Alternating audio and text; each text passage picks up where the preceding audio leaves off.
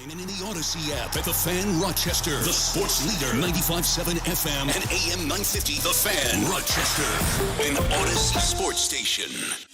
It's time to start the show and talk about the sports we saw. Inside jokes and takes from Danger and Battaglia, Bills and the Sabres and the Amherst. Who gave a microphone to these jerks? Welcome to the sports bar, that's where you are. Welcome to the sports bar, that's where you are. Welcome to the sports bar, that's where you are. With Danger and Battaglia. Well. Hello there, and welcome on in to the Sports Bar with Danger and Battaglia, Rochester's only local sports talk show. Glad you're with us. Thanks for listening along at 95.7 FM, AM 950, the Odyssey, iHeartRadio, or TuneIn apps. If you're streaming us on your phone, you can even watch the Sports Bar on either Twitch or YouTube, our channel, The Fan Rochester. Like and subscribe while you are there. I am Mike Danger.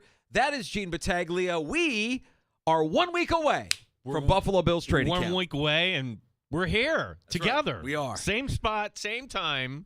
Good to have you back, buddy. Good to be back. Yes, last time I saw you in person was Thursday. We got a lot to catch up on because you had your weekend in Kansas City. I want to hear all about your time at Kaufman with our buddy Binkley from our sister station in Kansas City, 96.5 The Fan.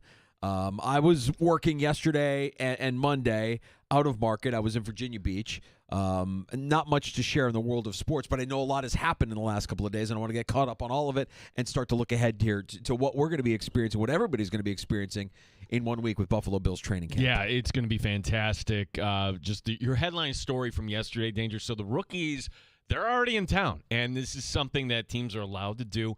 Media is not out there. Certainly fans are not allowed out there, so it's something private that they're doing out at Fisher for 1 week. Make sure they know the playbook as well as they can. Make sure you're doing a little bonding, getting your work in. Oh, and we learned this yesterday. Landon Johnson going on PUP, Landon Jackson, the third-round pick. Yeah. And so according to our buddy Matt Perino, he could be activated. At any point, you could come off a PUP. So right now, he's not right. Well, just another thing. When you layer on the fact that T.J. Graham, the second-round pick, as well as 30 of the 32 second-round picks remain unsigned, okay, yeah, there's some issues here with the rookies of Buffalo right now. If Jackson remains on PUP through roster cutdown day, he'll at least miss the first 4 weeks of the regular season. We've already got some suspensions, and so the Buffalo Bills defensive line looking thin going into training camp, or at least going into the regular season, if Jackson remains on PUP. So that's certainly something to pay attention to. And you mentioned that Buffalo is one of 6 teams who had rookies reporting yesterday: the Seahawks, the Giants, the Dolphins, the Ravens, and somebody who can speak on the 49ers joining us this afternoon. They opened up rookie camp yesterday, is where the rookies reported to camp yesterday, I should say. Yeah, Joe Shasky from 95.7 The Game in San Francisco. He is the co-host of the Morning Roast. If you've ever heard Joe, big personality. So when I was looking at his feed last night, this is interesting, Danger. One of the shocking stories from baseball yesterday, I'm like, oh my gosh, they're really going to do this? Okay, this would be exciting. The fact that Rob Manfred is cool with baseball shutting down in 2028 for the 7 to 10 days to make sure everybody participates in the Olympics. Like, really? You're kidding. And we could discuss that would be great for the sport. Well, that must mean coming at the expense of the All-Star game. Not necessarily. In fact, to make the All-Star game, put it closer, make sure that players have an easy commute. They're talking about putting it in San Francisco. So that's exciting for Joe. Are the Giants a team that we're considering a real contender here in the National League? Well, if it was football season, we'd call them farting around. They're farting around, right? Yeah. Kind of farting around? Yeah, no, they're doing all right here. Just kind of put up the standings here, but the National League, we just kind of agree, right? American League, hey, you're going to have a team like the Red Sox that they're farting around and they're going to get in. National League, not so much. The Giants right now are 6 back of the Dodgers, just a half game back of the Padres. But when you back it out and you look at the wild card, the Giants only a half game out of the wild card. Okay, so they're right there. The Butcher Boy, Joe Shasky, stopping by the Sports Bar at 425. It'd be good to get caught up with him, our buddy in San Francisco, a host of the Morning Roast on 95.7 The Game. Joining us later this hour, we have a Buffalo Sabres schedule release, and from Bleacher Report and Noted Hockey, our pal Joe Yerdon stops by. we have the Sabres schedule, and no, it's not the same as the NFL schedule release, certainly, but it's out, and certainly the Sabres are not at the level of the excitement of the Buffalo Bills, but we will discuss this, and at first glance, Danger, I look at it and think, oh my gosh, there's only 4 home games for the Buffalo Sabres in the month of December, 10 on the road. If you get to the end of the calendar year and it hasn't been dead yet, maybe there's a shot here. And, of course, this year for the Winter Olympics, we'll have a shutdown of more than 2 weeks in the National Hockey League. So that's kind of pushing things back. The regular season will wrap up April the 15th at home against Dallas. Season begins Thursday, October 9th. Against the New York Rangers, who come to KeyBank Center. Also, Bo Byram getting a 2-year deal. The Sabres signing their first-round pick. Is he going to be ticketed for Rochester? We'll talk to our buddy Joe Yurden coming up about in the hour. Speaking of Rochester, a little pickup here for the Amerks. Jake Leschyshyn, I think I'm saying his name right. I struggle with Leschyshyn. Leschyshyn? Is he related to Curtis Leschyshyn? I think so. That's what it's the same spell. He's got to be. I think so, but we'll get clarification from our buddy Joe. He'll clear it up for you. Hey, listen, this is a guy that's had a lot of play. A veteran guy over close to 350 games between the AHL and NHL. So a little bit of a veteran presence for the Amerks being picked up today as well. We'll learn more about Jake when we talk to Joe Yurden joining us in about 15, 20 minutes or so. You can join us anytime this afternoon. Our lines are always open for you. 585-866-4FAN is our phone number. 866-4326. If your kids come at you and said, Dad, I did something wrong, you appreciate the fact that they're telling you the story, being honest, and you're not going to come down as hard. It's in that spirit, Mike Danger, that there's one story I was getting crushed on Monday from my Kansas City trip that, like, has anybody told you? You were in Virginia. I don't know if you were listening. I'm in the dark, pal. I'm in the dark. I would love to have told you that I was able to check in to see how you and Terrible Take Timmy were faring in my absence, but I didn't get the chance to do that. So all I know is as I was scrolling through my feed, I mean, I had an up and down weekend. Like, my weekend, my mood was dictated by many factors over the weekend. Saturday was a lot of like last minute prep before my trip, and then this kind of overwhelming feeling of dread and like regret. I had a stump in my backyard. I cut down one of our bigger bushes in the backyard, and the sunroom project is the never-ending project, right? And working on the landscaping around it now, we took down an old giant bush and was left with this giant stump. And I went after it, and I think last week I famously told you, like, I bought a pickaxe. I felt like a man's man. I got this pickaxe, and I swing it, and I'm going crazy, trying to hack away at this stump, get it out of the ground.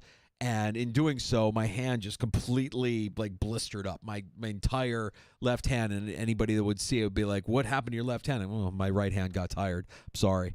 But the pickaxe was still there. The stump was still there. I looked at it on Saturday, and it was hot on Saturday. You remember how hot it was? Like, I waited until... I wasn't here, so tell it. Yeah, it was hot. Yeah. And I got out at the end of the day on Saturday, and I'm like, I am going to absolutely own this project. I'm going to take this thing out with my bare hands if I have to. And I have victory.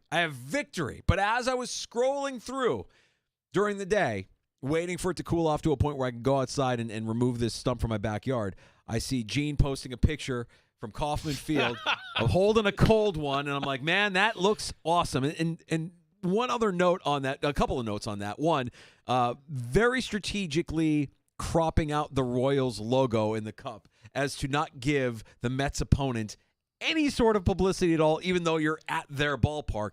And I don't always go to the comment section, but when I do, I like to be amused. And I was amused when one of our favorites, the great Steve Hausman, legendary Steve Hausman, said, "What are you doing there?"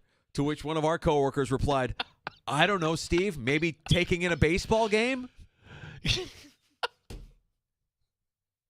Fantastic. So what am I doing there? Like Steve, like, they're not going to give you free tickets. It's a baseball game. It's a baseball game. What are you doing there? I'm enjoying a baseball game. That's what you do. It's my favorite team. When you go to the ballpark. Yeah. Love your house. I want to just thank everybody, 96.5, the fan in Kansas City. They were hospitable. The people there were so nice, Danger. Quick story before I tell you something you're going to really shame me for.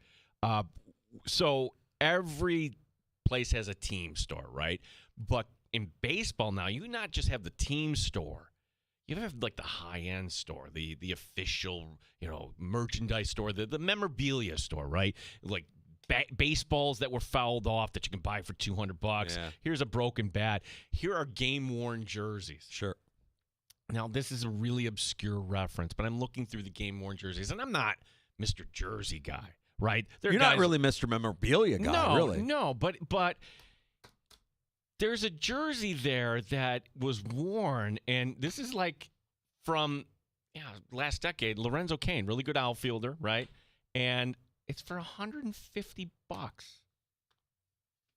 I couldn't do it. And why would I think of doing a Lorenzo Cain? It was a running joke the executive producer and I had, for the 2015 World Series, the Royals beating the Mets. That's really the real reason I couldn't do it. If you saw Beverly Hills Cop #2, right, and you watch that, that's one movie I've watched 1,000 times because I think 2 is actually better than 1, but 1 is... 2 is the one where Brigitte Nielsen is the bad guy? Brigitte Nielsen, correct. So Brigitte Nielsen, like any bad guy, right, has somebody else kind of doing their dirty work.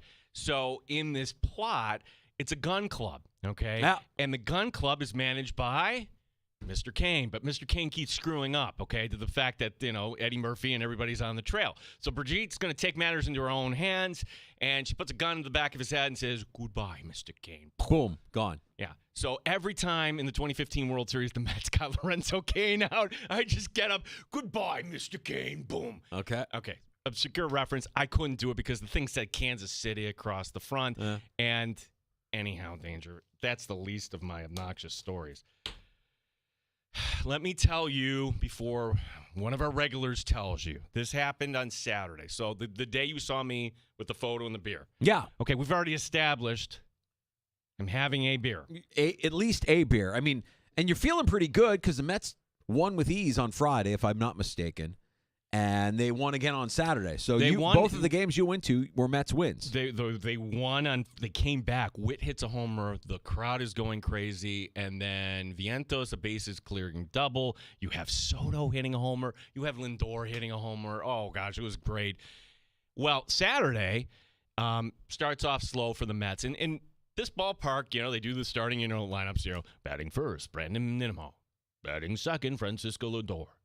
Batting third, Juan Soto. Oh, just chorus of boos. Jay, why are they booing Soto so much? Oh, he's a Yankee. Like, Jay, he played for the Yankees less than 2 years. You don't understand. And I'm like, okay, yeah. There's another element there, too, that I think the reason why they hate Soto, beyond him being a former Yankee, he is highly paid as he is. He's one of those athletes that, and he didn't help himself with his comments before the All-Star break, but he's one of those athletes who makes an obnoxious amount of money that you have to expect. The expectation is he's going to be the best, if not one of the best in the league, and he just hasn't been that this year, so immediately you're going to call him a fraud. It was something Kansas City had, and this sounds like it's not true, but it is true. In the late 80s, the team with the highest payroll in baseball was the Kansas City Royals. Crazy, right? Yeah, crazy, because they had an owner that was willing to spend, and, the local TV money was the Yankees who, came up with that model and changed everything, and baseball kind of really, you saw the differences between the markets. So anyway, Soto gets up first time, 2-3 rows behind me, okay? Soto at the plate. Overrated! But this is just one guy, and nobody's really kind of doing it. And then, Soto dribbles out. Everybody having a good old time. Yeah. Next time Soto comes up, it's the 4th inning, and he's at the plate. First pitch. Bam. Oh, there's nothing more glorious when you're a guy, and you know it instantly. There's no doubt about it. They still have the waterfalls there, the fountains.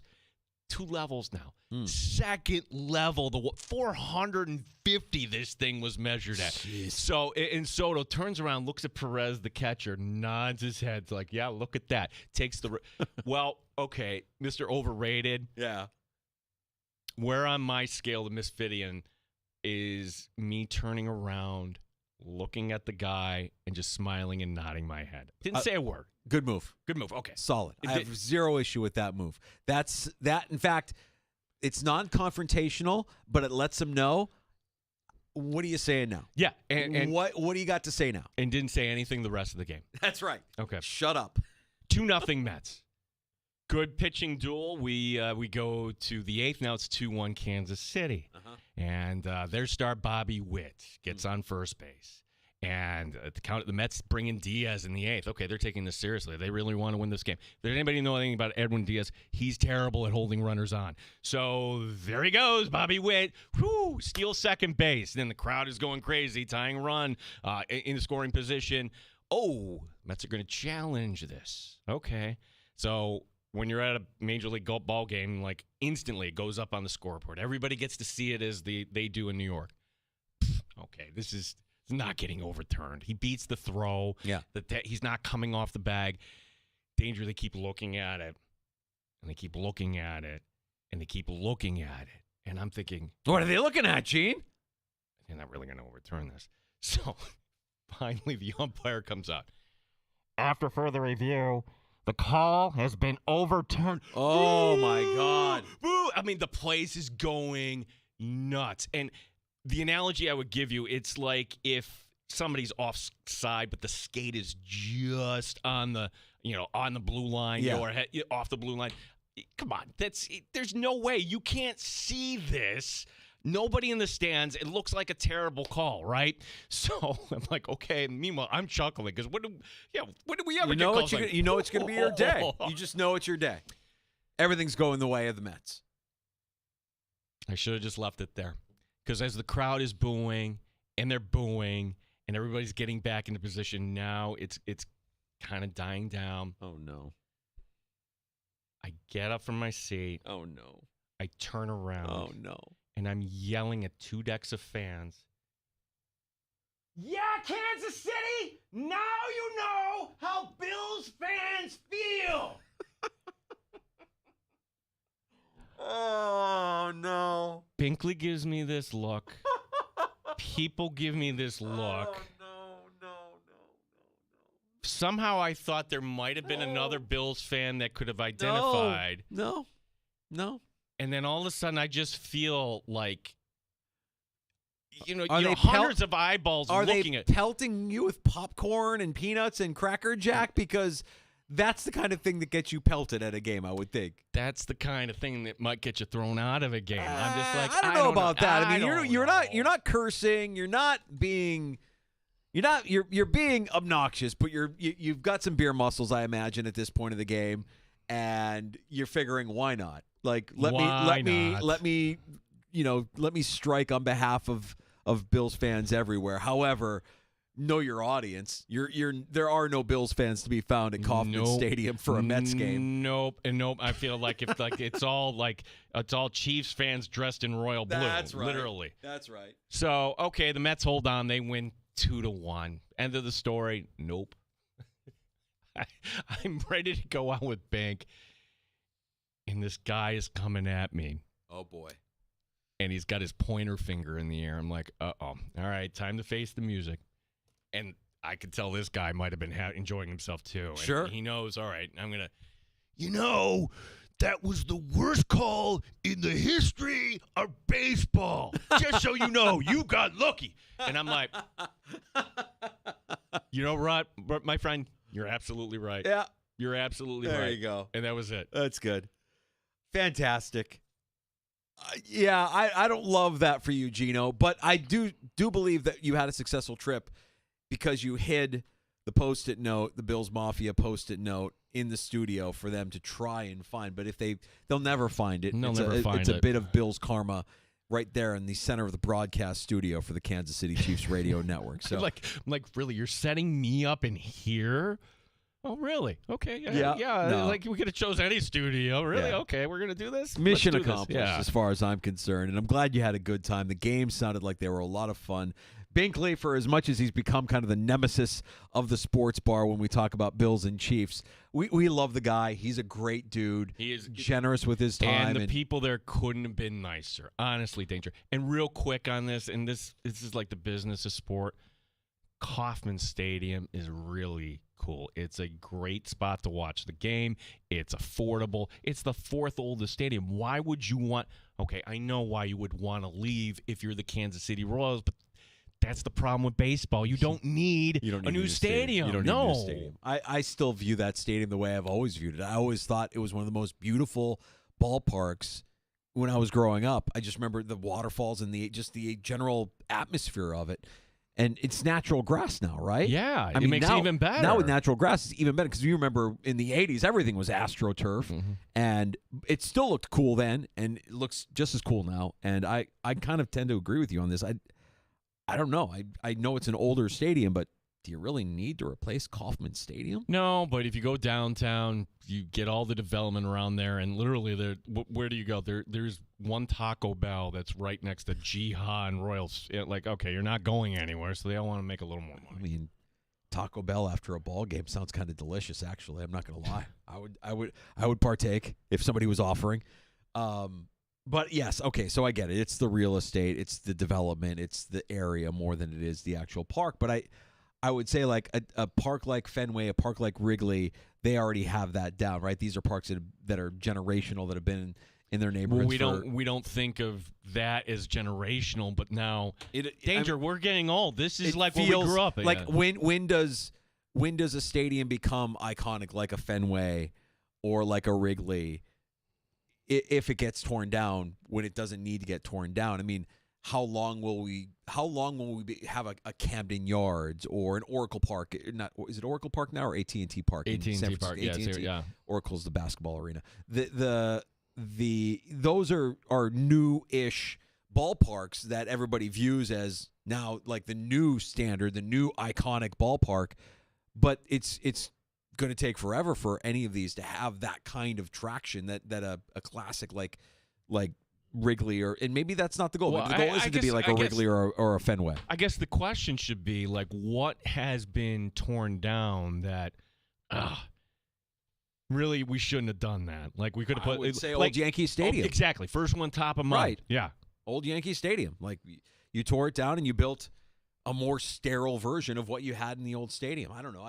I don't hear a lot of people rave about new Yankee Stadium the way they did about old Yankee Stadium.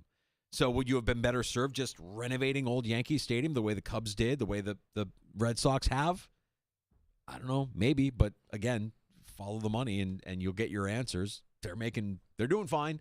They're making plenty of money with their luxury boxes and everything that the amenities that they have. If somebody, and I hear somebody saying, "What about Buffalo? You need to spend all that money."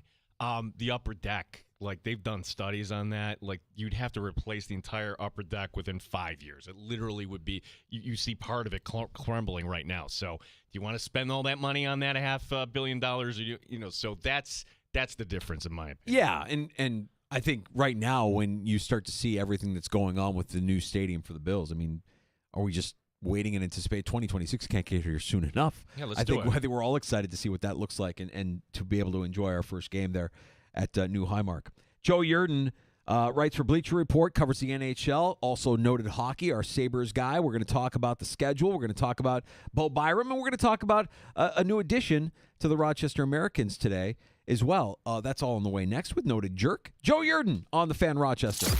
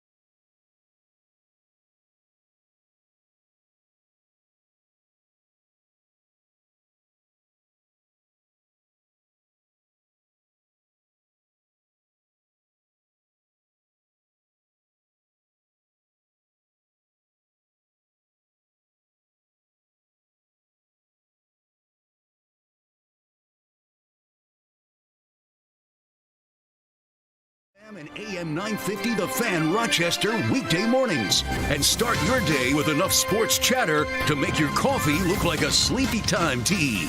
The Fan Rochester Sports Update. Sabres schedule is out. The season opening at home against the New York Rangers on Thursday, October the 9th. We'll talk to noted jerk Joe Yurden from the Bleacher Report coming up next year in the Sports Bar. Chris, we are at the All-Star break. Games starting back up on Friday, including the Red Wings back Friday. They are taking place a series there at Lehigh Valley. The Red Wings will induct two into their Hall of Fame, former outfielder Jason Kubel and longtime GM Dan Mason. The Open teeing off overseas tomorrow. Rory McIlroy, one of the favorites. It's been an amazing year, and the fact that I'm here at Portrush with the green jacket, I want to do my best this week to enjoy everything that comes my way and enjoy the reaction of the fans and enjoy being in front of them and playing in front of them. But at the same time, I want to win this golf tournament, and I feel like I'm very capable of doing that. Gene Battaglia, the Fan Rochester. Straight up with no chaser. You're in the Sports Bar with Danger and Battaglia on the Sports Leader, 95.7 FM and AM 950 The Fan, Rochester. Sabres schedule release, you say? Sabres schedule release today. Let's talk about it. Joe Yurden, Bleacher Report. Joe Yurden, noted hockey. Stopping by the Sports Bar. What stands out to you, Joe? I like that there's a home and home with Toronto in October. I think that's fun. I like that there's 82 games. That's fun for one more year. And a 3-week break in February for the Olympics. Yeah, that'll work. So yeah, that schedule release in the NHL is always kind of funny, isn't it? It's not quite as exciting as the NFL one, right? Not even close. No, not even close. Maybe because it's 80-plus degrees here, Joe. But I look at the month of the thing that stands out to me is December. Okay, you get the you get the one holiday week game of Saturday the 27th against Boston. You get games at home against Winnipeg on the 1st, Flyers on the 18th, Islanders on the 20th.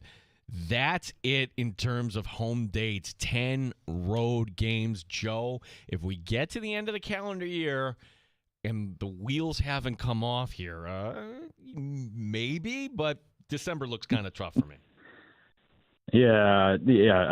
It's kind of funny because we're kind of stuck always thinking about what happened last year, and the wheels kind of came off last season before we even really got into the teeth of December, and I don't even think there was a 10-game road, 10 road games to deal with last season in December when, they were in the throes of that 13-game, winless streak, losing streak, whatever, however you want to paint it. It was bad. But yeah, it's the sort of thing where you want it to be a little bit even, a little bit more spread out and not have, just giant piles of, road games and mess like that. But it's not exactly the best setup because you got essentially a 6-game road trip over 2 weeks worth of time with Philly, Winnipeg, and then you go, it starts in Winnipeg, but then you go Calgary, Edmonton, Vancouver, Seattle, and then you're back home for 2, then back on the road, and then it's Christmas, and it's oh God, and then you're ending the month in St. Louis and Dallas, and then I guess Columbus into January. It's weird, but yeah, you're hoping that you're in a better place standings wise before you really get into December. Joe, you mentioned the difference between the NFL schedule release and the NHL schedule release. One thing I think you can look at, though, is when you look at an NFL schedule, let's look at the Bills as an example, you could see it lays out nicely in the fact that your perceived toughest opponents are spread out. There isn't one particularly daunting task at hand for the schedule throughout the course of the year. There's just sporadic games in there against tougher opponents. What about with the Sabres schedule? Do you see a stretch where it's littered with opponents that we perceive to be high value going into next season? Yeah, I've been combing over this, and it's kind of tough for the Sabres because everybody's technically a little bit tougher than they are. Well, I'm not saying that to be mean. It's just that's the way the standings shake out. That's the way things have gone. But looking this over and getting an idea of like where they're at, where things are headed. I look at, honestly, the start of November is a little tricky because, you get the caps. I never know for sure year to year now if they're going to be good or not. Obviously, based on last year, they were pretty good. 111-point team, like that's really awesome. But they play Washington, and then JJ Peterka comes back with Utah. St. Louis comes here, then they go to Carolina, which has been a murder house for them, and that starts off like essentially a 4-game road trip where they have a back-to-back with Utah and Colorado, and that's not fun. And they close it in Detroit, where you're hoping that maybe Detroit falls down a little bit more. But then you got Edmonton and Calgary coming here, and Chicago and Carolina. Like, that's a tough stretch. That's a really tough stretch with you're hoping some wins sprinkled in there. You're certainly hoping Detroit's won, Calgary's won, Chicago's won, Pittsburgh should be a win. But, with Jersey and Minnesota ending the month, Carolina twice, like that's hard. That's a really hard stretch, and that's really early in the season to have to deal with it. Sabres also New Year's Eve. That used to be a thing way back when, Tucks and Pucks, but they're 8 o'clock Eastern in Dallas. Happy New Year, Joe. Joe, you're your Bleacher Report joining us. Schedule, if you want to check it out. You can go find that online. Joe, there's other things we can talk about regards to the Buffalo Sabres. Are you surprised that the Bo Byram storyline ends up with him staying for 2 years? A player we thought would certainly be traded, maybe for a top 6 forward, or maybe you just kind of wait and see here how arbitration would go. But where did this kind of go? Where does this go now? Is he going to be a piece here for 2 years, or could he still get traded? It really feels like it's settled on paper, but this does not feel like it's a settled matter at all to me, anyways. Because all the talk that we heard leading up to it, and I don't know if this is a Kevin Adams case where it was misinformation and the fans are getting treated rudely because of it, but a lot of the discussion about there being trade possibilities, and Adams certainly didn't sidestep it very much. I mean, he said, we're happy to keep him, but if there's a trade to be made, we'll make it, which, isn't exactly saying like, no, he's our guy, we're keeping him for life. Like that's not at all been the stand that we got from the team. But a 2-year contract that, you're avoiding arbitration, which is probably good, but although, the amount that he signed for probably falls in that range of what he was going to get in an arbitration case anyways. But this directly walks him to free agency. So if he wants to leave, he can do that. And then you're talking about a trade being made at some point in the future, be it a year from now, a year and a half, when we're at the deadline in 2 years, like whatever. This does not feel like it's like this is done and we can kind of forget about things for a while. They're a better team with Byram on the defense, certainly, but they have a lot of defensive depth, and they're lacking. Depending on your, how sunny your view is of the forward group, they're lacking some offensive production there. And I know some folks are thinking that the offense is fine because the offense was good last year. Power play accepted, but that's a lot of points that you gave to Utah in JJ Peterka. And I know they're talking about this team being, playing a sort of a different style and scoring goals in a different way, but I don't know. You're talking about giving up, 65, 70 points worth of action, nearly 30 goals, and you didn't replace it. And, if you're going to create those goals elsewhere, I hope that guys, step up and explode, then okay, I hope it happens. But you can't really go into this hoping and wishing that, that things are going to be better for the sake of being better. It's a tough spot, and there are certainly teams out there that could use better defensemen, and whether they want to get into the mud and negotiate with Buffalo to try to get Byram away, then that remains to be seen. But it sure feels like this was a staring contest, and nobody blinked. And Byram signs the deal because he's probably like, I don't want to be sitting around doing this for months, waiting for a trade, waiting for a signing. Like, let's just get it done with, and if a trade happens, it happens. If you're a Rochester Americans fan, you may have a list of reasons why you're excited for next season and know that it's not the exact same team that they put out there last year, but it would appear that Devin Levi could be coming back. And today you get word that we're going to have access to a veteran player with almost 350 combined AHL, NHL games in Jake Leschyshyn. What do we know about the player that the Amerks are signing here, that the Sabres are signing on a two-way deal? Well, Jake Leschyshyn, I pray I'm pronouncing that correctly and not Leschyshyn. It's a whole lot of. We need to buy a vowel. A whole lot of letters going on there. It's a couple Y's, some CH's in there. It's great. No, he's a guy that does have some NHL lineage. Yes, I did check on it. Jake's dad did play in the NHL. Curtis was a defenseman with Colorado, Quebec, like going back to 80s, 90s.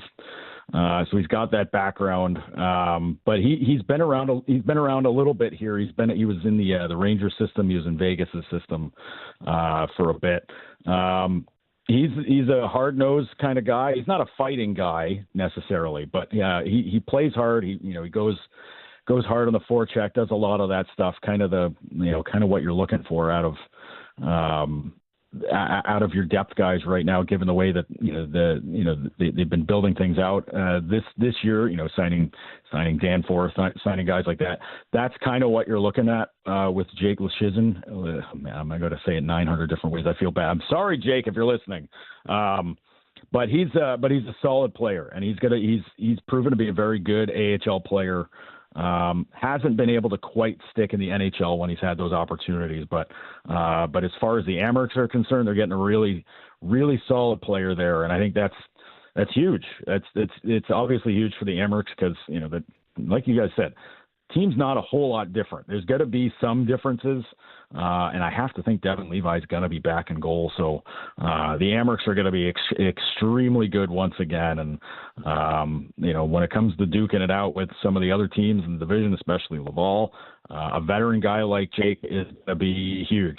And that's a huge difference maker for him because, as we saw, it's nice to have a lot of young, talented guys in that mix and, showing that they've got like an extra gear compared to some of the vet guys. Leschyshyn is going to be more on the level with some of the other guys that we saw that made a difference in that series against for Laval against the Amerks. Joe, another name that probably you would know how to better pronounce. The Sabres' first-round pick, that Buffalo coming in terms of Radim Murka. Where's he ticketed for? Might we see him open up here in Rochester?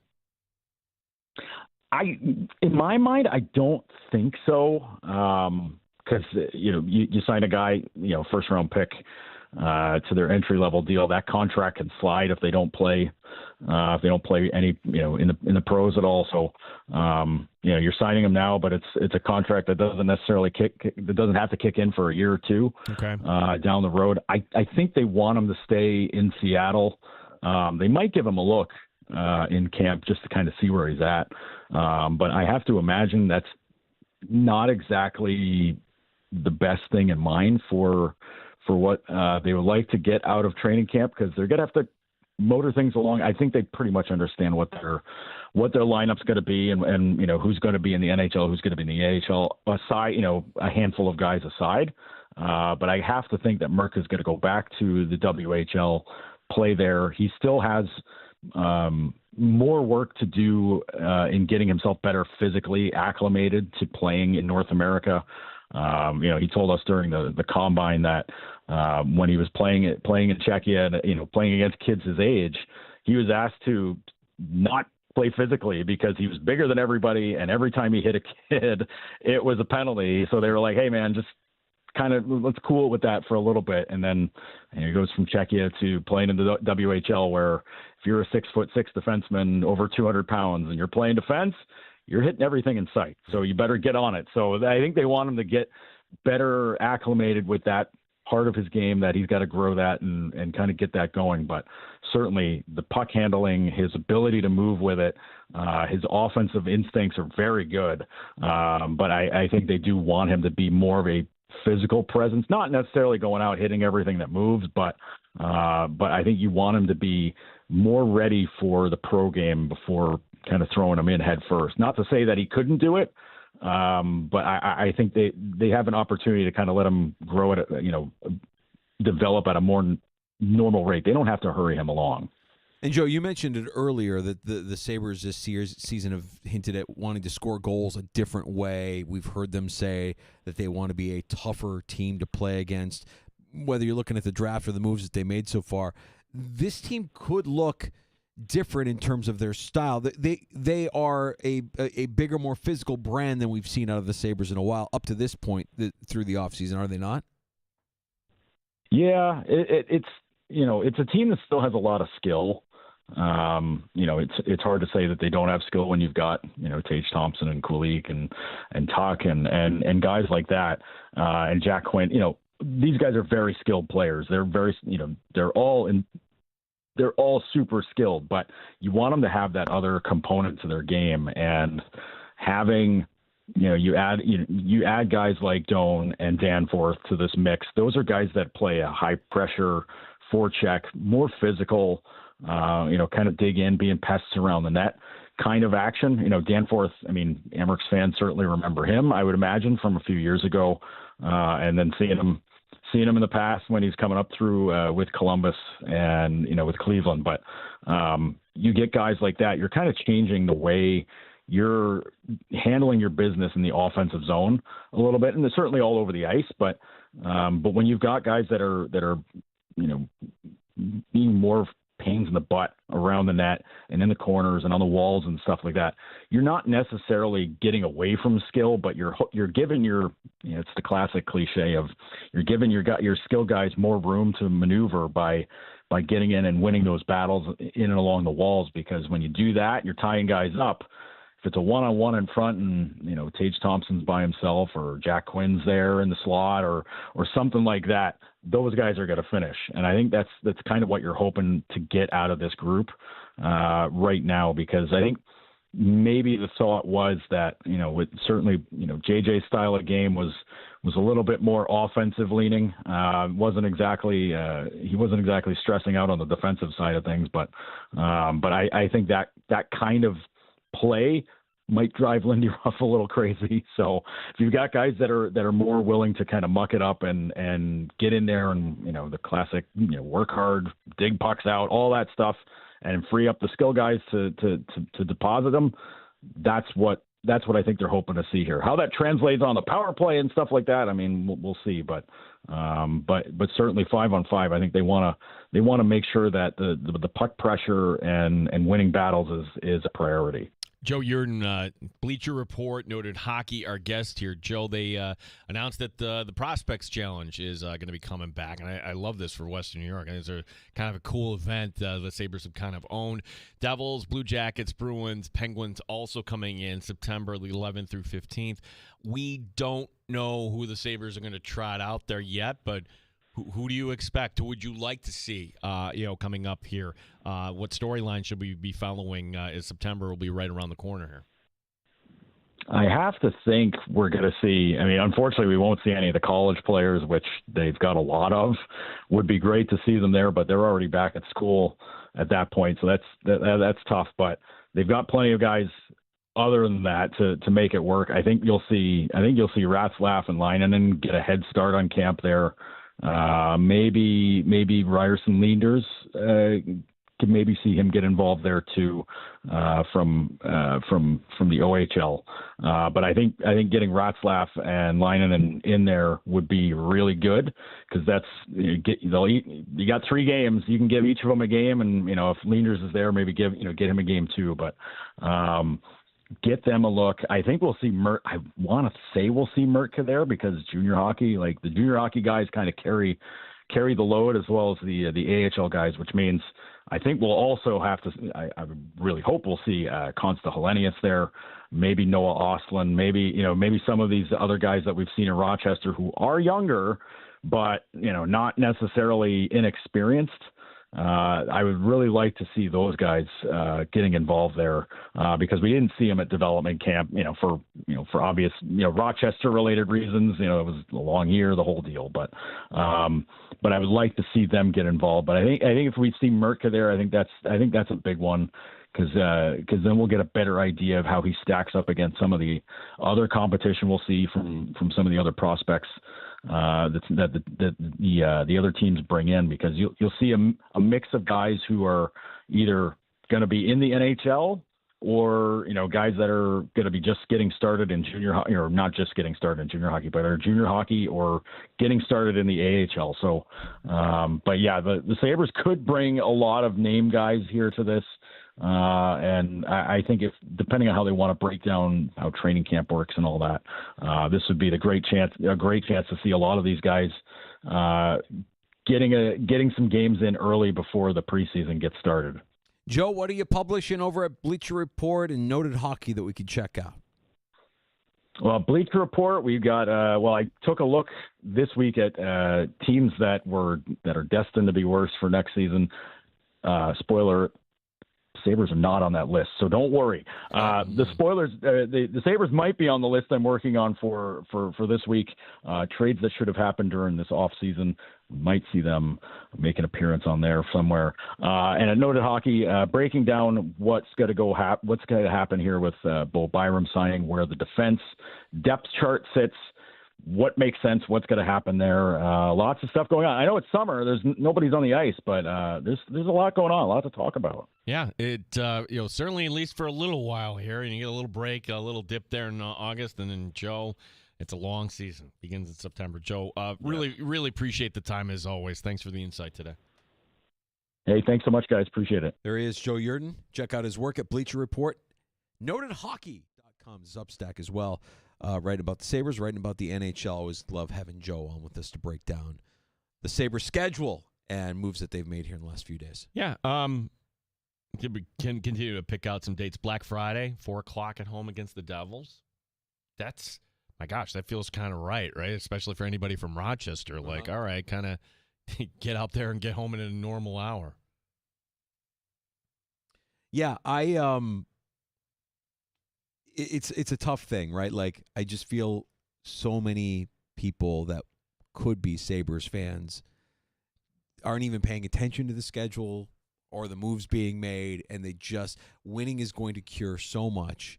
And if it happens as soon as this season, great. Mm-hmm. But when you see some of the moves and you see what's going on, it's kind of hard to... I can't tell you. It's hard to visualize it. It's hard to visualize a team that's going to be as competitive as some of the teams we saw in the postseason last year, because it looks like a different – when you watch the Stanley Cup playoffs, if you have a steady diet of Sabres hockey through the course of the season like I do, and then you just shift gears and you watch the Stanley Cup playoffs, it feels like a different sport. Like, I know there's a different layer of intensity that gets poured on the sport when you get to the postseason, but it's almost impossible to imagine the Sabres could play at that kind of level with that level of intensity. And maybe we see it, maybe we don't. Some of these players are likable. Some of these players are fun. Some of them clearly don't want to be here. Like, I wonder if Byram, why did it take so long with Byram? I just don't know if Byram wants to be here, and if he doesn't want to be here, how soon before you trade the guy? No,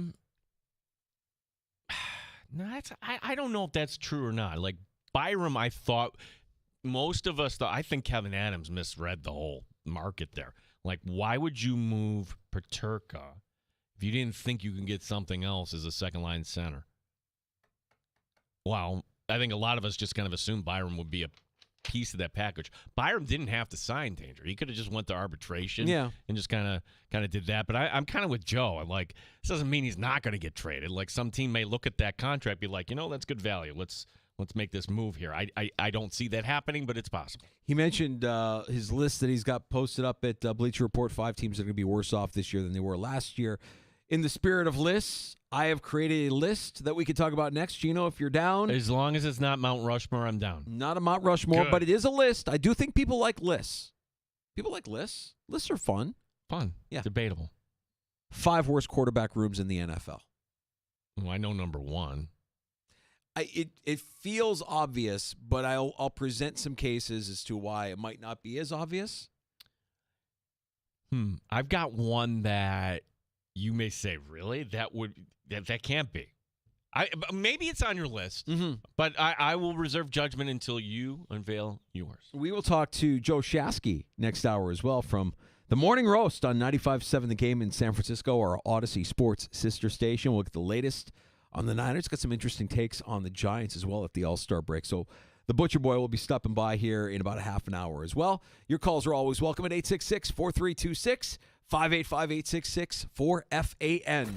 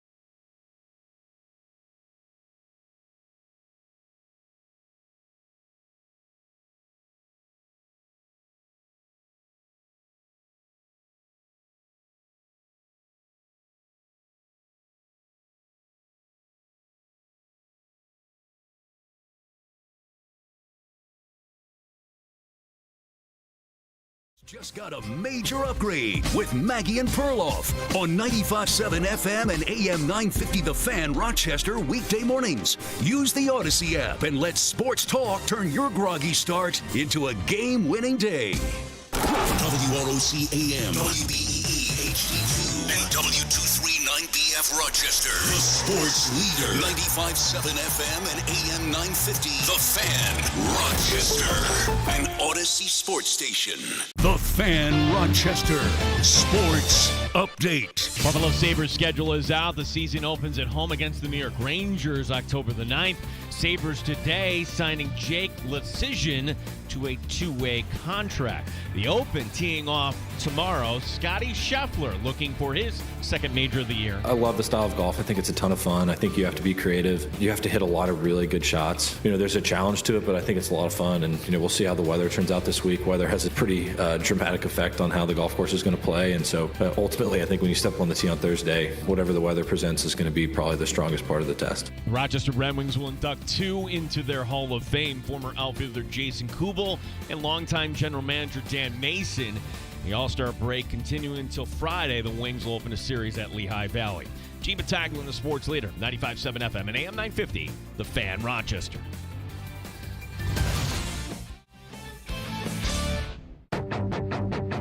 The Sports Bar with Danger and Battaglia. The first practice is a week from today at St. John Fisher, as you know. Landon Jackson. Kyle Schwarber, 3 homers on 3 swings in the home run derby to decide the All-Star game. Swing off. Phillies Kyle Schwarber named MVP. The Open Championship begins tomorrow from Royal Portrush. This is not a fulfilling life. Mike Danger. What I miss, Gino, last 2 days? All right, let's see. What did you miss? Gene Battaglia. Mets fans, we like to have fun. You are entertained by the Robert Kraft, Bill Belichick feud. I'm not talking about this. Oakmont Country Club banning Wyndham Clark after he damaged his locker while missing the cut at last month's U.S. Open. Caitlin Clark left in the final minute due to an apparent groin injury. NHL schedule released today. The home opener, October 9th. Yep. The New York Rangers. Is it October yet? No! Long-time caller, first-time listener. 95.7 FM and AM 950 The Fan Rochester. 1 week away from Buffalo Bills training camp at St. John Fisher University as we welcome you back on into the Sports Bar with Danger and Battaglia. Thanks for joining us and listening along. If you're streaming on your phone, Odyssey app works, iHeartRadio, tune in. You can watch the Sports Bar on Twitch or on YouTube, our channel, The Fan Rochester. Like and subscribe. And if you're just driving around the Flower City, we appreciate you tuning in. 95.7 FM and AM 950. It's with football in mind. It's with the idea that everybody loves a good list. Camp beginning a week from today, Gino.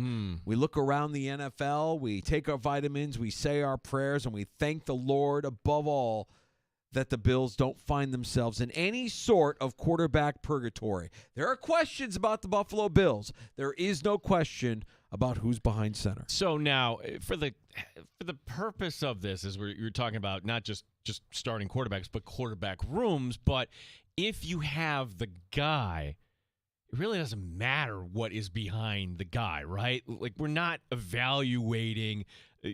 Look, pick any team. Cincinnati. I really don't care who their backup is. Jake Browning. Okay, he's good, actually. Well, when last we saw him, he was winning some games for the Bengals. I actually thought that Jake Browning looked like a starting quarterback when he had the chance to play with Joe Burrow's injury. But nobody wanted Jake Browning. Jake Browning stays in Cincinnati. Okay, maybe that's a bad example. But if it's the Buffalo Bills, let's say Mike White is the backup. It's okay. It's not Mike White, pal. Mitch Trubisky, my friend. Could be. We don't wish that, of course.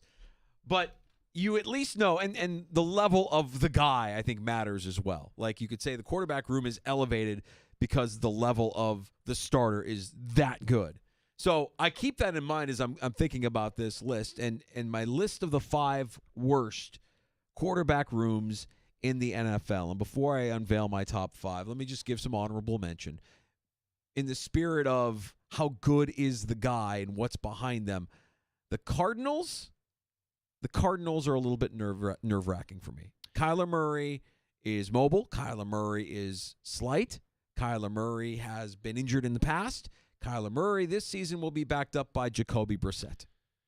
So in that spirit, because I look at Kyler Murray and I look at the guy in Carolina, Bryce Young, and think, okay, Bryce Young to me is the poor man's version of Kyler Murray. Bryce Young, where he showed some things last year.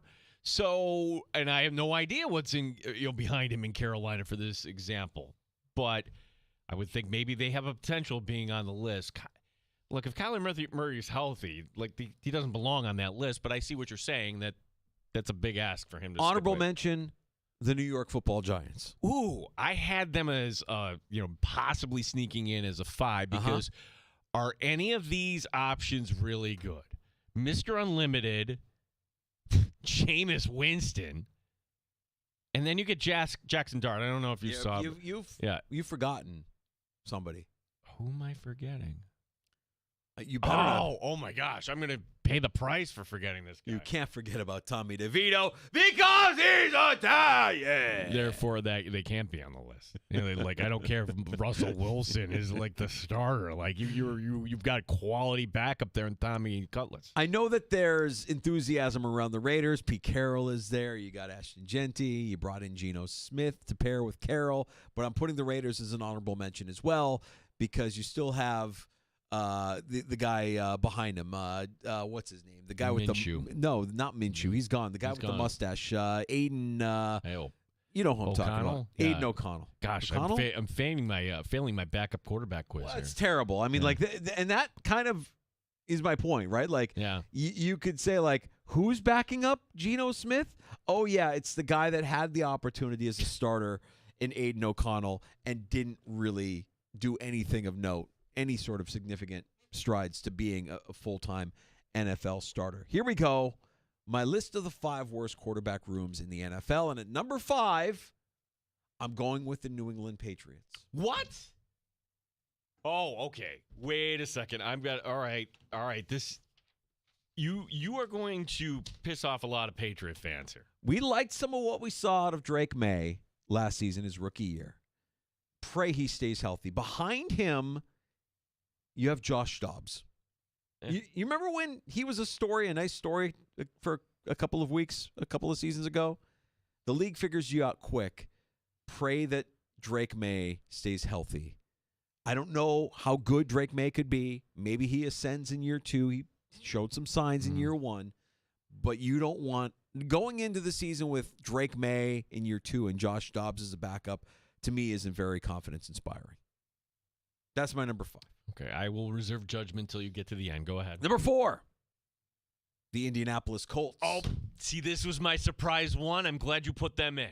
Daniel Jones signing with the Colts is interesting, but again, did the league figure him out? Because he had the nice postseason run the first year with Daboll with the Giants, and then he kind of fell off, and Anthony Richardson.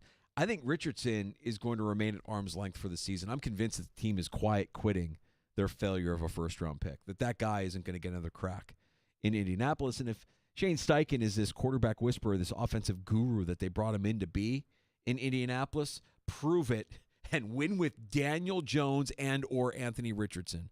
I don't see it. They have Notre Dame quarterback Riley Leonard in there too. Okay. But I looked at him at Notre Dame and I thought, he's a college quarterback. He's not good. You shouldn't be on the roster there. Sorry. The Browns are at 3. Ugly more because they may not have a true, number 1, a true guy, but instead they have all of their options covered. You know, they've got the guy that won with Joe Flacco back in the day and got a history, and the veteran guy. I'm fascinated by the Dylan Gabriel, Shedeur Sanders battle at camp, but couldn't you see it playing out for Cleveland this season like this, where Flacco starts the season poorly, only to seed starts, to Kenny Pickett to continue to play out the season poorly, and then finally late in the season, the rookies get a crack. I'm not sure if I see the Browns cracking 5 wins this year with all of these options in their quarterback room. So the Browns have the collateral to really get the quarterback they could use next year.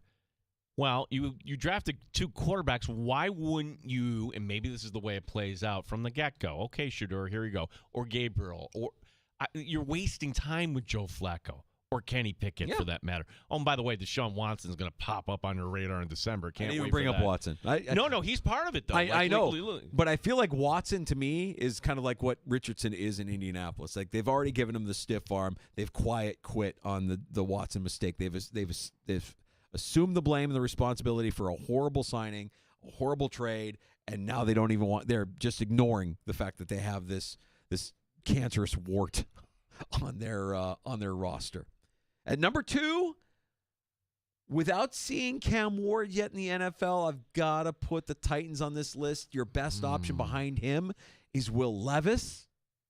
Will Levis and Cam Ward, who we haven't seen yet. Not great, Bob. We don't know. I mean, anybody would love to see a player like Ward have a great rookie season, but to think that he can do similar to replicate what Jaden Daniels did in D.C. last season doesn't feel – it feels far-fetched. Daniels had greater talent than Van Jefferson and Calvin Ridley. I'm just not high on the Titans as a team. I think Cam Ward, for being the number 1 overall pick, is in a rough spot, and I'm not a fan of what Will Levis brings to the table behind him. Wow. Okay, that's a little bit of a surprise because there's one team. Certainly there's 2 teams, I would say. One I should say is like the chalk pick, but who you omitted. I'm going to go ahead with your number 1. My number 1 is easy. It's the Saints, right? I mean, it feels like that's just all of all the teams I've listed, with the exception of maybe the Pats. You have at least someone who's won something in the NFL, right? Tyler Shuck, Spencer Rattler. Let me check my notes here. Jake Haener. Kellen Moore had to have taken this job in New Orleans under the promise that the quarterback play would be so bad they'd be forced to take Arch Manning at the top of the 2026 draft. I have zero idea of what they're doing with quarterback in New Orleans. They should do everything in their power to clean up their cap, lay the foundation, get the quarterback. And maybe it's not Arch Manning danger. People are saying maybe he's not going to be the number 1 pick. There's going to be other quality quarterbacks. Please explain to me why you have the Patriots on this list, because I think Drake May, if he takes that step forward, will be in the postseason perhaps as a third wild card. I'm not kidding you. Do you want to know what I struggled with? I'll be honest with you. Yeah. I struggled with whether or not I should put the Bears at 5. What about the other team that plays in New York? The Jets, Justin Fields. Justin Fields, and who's backing up? Tyrod. See, I thought about this as well. And I thought immediately, if I say anything ill of Justin Fields, everybody's just going to immediately assume, oh, you just have ill feelings towards your former quarterback. No, I'm sorry. I think Justin Fields, as a player, can be spectacular. He can make some plays and make your eyes pop out of your head, but it's usually off script. It's not. I don't know that Justin Fields is capable of being the dude. We haven't seen it. With 2 teams now and a third team, it's supposed to be different. I don't know. When does it work out? Like, player drafted in the first round and goes on to his third team, and it's gonna Geno Smith. It's gonna click in. It's Geno Smith, right? Like, you're hoping that there's a late career resurgence, and you have somebody like Justin Fields can be like a Geno Smith, where you almost forget that he's around. And he hasn't done that yet because he hasn't disappeared into obscurity the way Geno Smith did for a period of time. I think the guy can play. I think he's a remarkable athlete. But I just don't know that he can be the dude. And you're right, Tyrod behind him is ugly. Oh. That's tough. If something happens to Fields, and he's been injured in the past, if something happens to him, good luck. Good luck out there. Okay, so there's one that you're pointing out. Yeah. Then the Bryce Young. Carolina. Carolina should be honorable mention on that. Yeah. Because what has Bryce Young done in this game other than, I guess he's not that bad. And I'm going to give you another surprise here, Danger, because this quarterback was horrible. The coach should have been fired maybe week 2 or maybe even the season before. But real quick on Bryce Young, and I almost forgot about this. Andy Dalton is his backup. At least with his backup, you've got, it'd be like, okay, well, you've got Joe Flacco as your backup. You've got somebody who's won games in the NFL, who has a lot of experience. I'm not saying he's good at this stage of his career, but I think he's more serviceable than some of the other backups that we've mentioned. Something was terribly wrong with Trevor Lawrence last year. Oh, yeah. Trevor Lawrence is trending way, way down. We think of Trevor Lawrence, oh, my gosh, a big comeback win against the Chargers. Wow, that's a fun playoff loss against Kansas City. Go get him. And then nothing last year. And you could say the head coach, well, there are no excuses, but what's behind him? Nothing. Nick Mullins? Yeah. John Wolford, whoever that is? Mm-hmm. I think Jacksonville deserves an honorable mention. Maybe. I'm not as down on Lawrence as you are. They didn't certainly win a lot of games, and he did not have a good season last year. You could say that it was, the coaching and Doug Peterson, and they didn't see eye to eye. Maybe Liam Cohen goes in there and he's got some sort of, voodoo with Duval. But I'm not that down on Trevor Lawrence. I think Trevor Lawrence can play. And he's got some weapons. That quarterback room, Nick Mullins by himself, not great. But another guy that it feels like when Mullins is out there, you really don't know. You could win a game with Nick Mullins. You could win a game with Josh Dobbs. But the NFL, I think, figures these guys out. Some of these backups are pretty predictable, and they know how to rattle them pretty easily. Our phone number is 866-4FAN, 866-4326. Brad in Rochester. What's up, Brad? Hey, I'm going to bring one team that will be on the cusp of being the bottom five, and that's the Steelers, and how much Arthur Smith offense does not work with Aaron Rodgers, and how they'll mix like oil and water, and how that will or will not work behind that offensive line.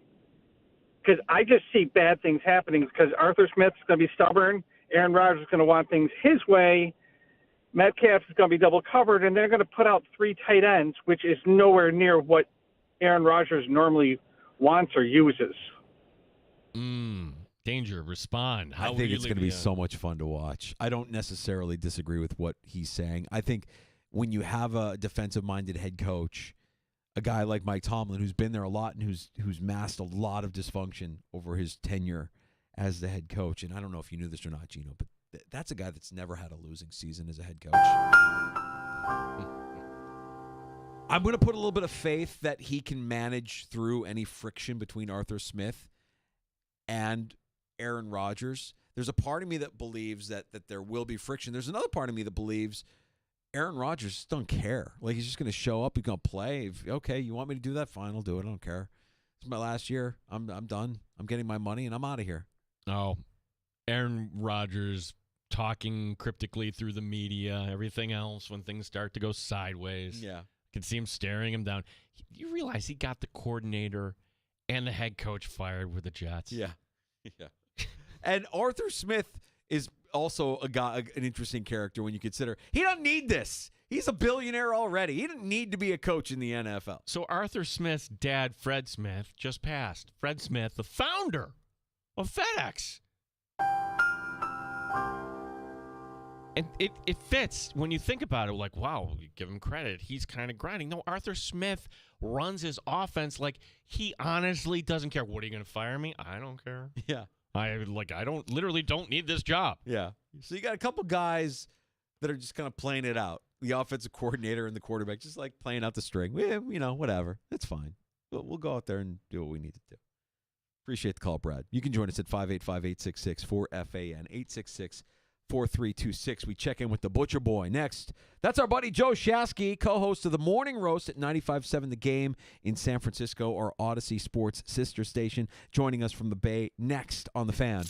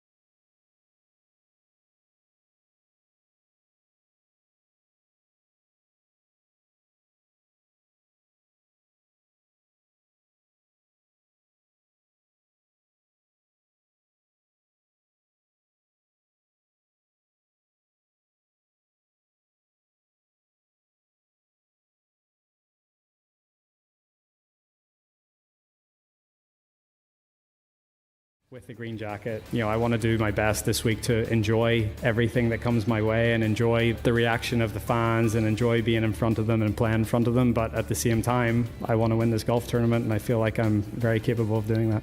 The Rochester Red Wings will induct 2 into their Hall of Fame, former outfielder Jason Kubel and longtime general manager Dan Mason. The Wings open up the second half at Lehigh Valley coming up Friday night. Gene Battaglin, the sports leader, 95.7 FM and AM 950, The Fan, Rochester. Top Shelf Sports Talk. You're hanging out in the sports bar with Danger and Battaglia on the Sports Leader, 95.7 FM and AM 950, The Fan, Rochester. Welcome back to the sports bar. It's Danger and Battaglia going out to the Bay. West Coast, the Butcher Boy, Joe Shasky, co-host of the Morning Roast on our Odyssey Sports sister station, 95.7 The Game. In San Francisco. Want to talk about your Giants. Want to talk about some other baseball things as well, Joe. But really wanted to ask you first and foremost right up front, what's going on with your wide receiver room, man? How are you? Oh, my God. These freaking wide receivers. I mean, Jesus Christ. It's the hardworking man. I understand sports isn't like the real world, but you just can't tell me that the normal person, I'm a season ticket holder for the Niners, and we can to get from check to check and figure it out for our families. And I understand the sports world's about leverage, and it's not like the real world. But you know how bad of a look it is when every single team around the league has at least a couple guys who have their hand out, who refuse to honor the deal that they literally just signed within a year ago and are asking for more money. I'm not saying they're not wrong. What I'm saying is it's a horrible look for the league. I went through this with Trent Williams multiple times. I went through this with Nick Bosa. We went through this with Ayuk, with Debo. It has been a nightmare. And now Jawan Jennings, nice player. I like the guy. He's an enforcer, great third wide receiver. Oh, some guys are down. You signed a contract last year, and now you had one good year, and you want to get broken off? I mean, miss me with the empathy, quite frankly. Yeah, I think that's kind of the feeling there. A receiver that hasn't gotten to 1,000 yards, and the timing of this is a little weird. I mean, big picture here, are the Niners coming or going? Because last year it seemed like, the head coach was making some comments. It seemed like the relationship from a distance was a little salty there with the media, and that's fine. But the window's shut now. The rookie quarterback deal for Brock Purdy, that's gone. He's getting paid now. So again, the question: are the Niners going to bounce back here, or is this a team that might be kind of trending in the wrong direction? Your guess is as good as mine, quite frankly. Honestly, this team could have won more games last year, and the quarterback who just got paid had a bad year. And it's so funny. People are just afraid to say it out loud. Love the kid, rooting for the kid. He was unbelievable the year prior, unbelievable in triple backup duty the year before that when he came out of nowhere and had the Disney story. But last year, fourth quarter, he had a couple fingers.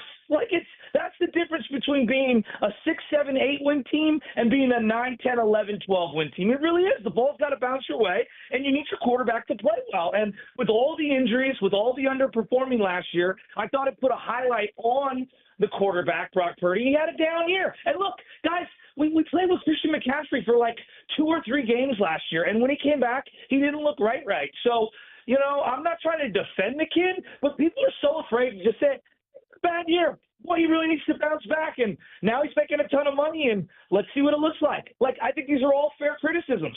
Joe, I wonder a lot of times when a coach gets promoted or when an assistant gets promoted to a head coaching role, are they truly a head coach, or are they better suited as a defensive coordinator, an offensive coordinator? And getting back Robert Saleh to me feels like a move for the Niners that's a positive, and that defense could look more in line with what it looked like when Saleh was there as a defensive coordinator. You've still got a lot of talent on the defensive side of the ball. Is there optimism that the defense might carry the day for the Niners?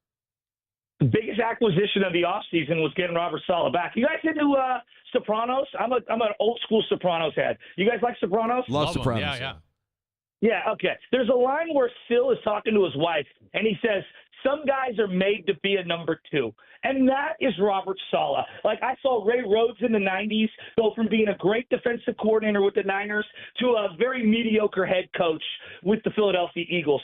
Some guys are made to be a number 2, and I think Robert Saleh is one of those guys. North Turner was famously a great offensive coordinator for the Cowboys, came to the Niners. We had a great year with him as our offensive coordinator. He's not a head coach, and I think the same thing could be said for Robert Saleh. The other part is, what wants to coach the Jets? I mean, give me a break.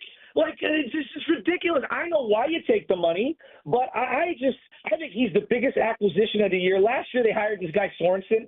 He didn't know what he was doing. He's not employed as a defensive coordinator this year. I think he's like a special teams coach. Steve Wilkes the year before that, who was unemployed before the Niners gave him a call at the end of the year, and he was one of the last guys hired.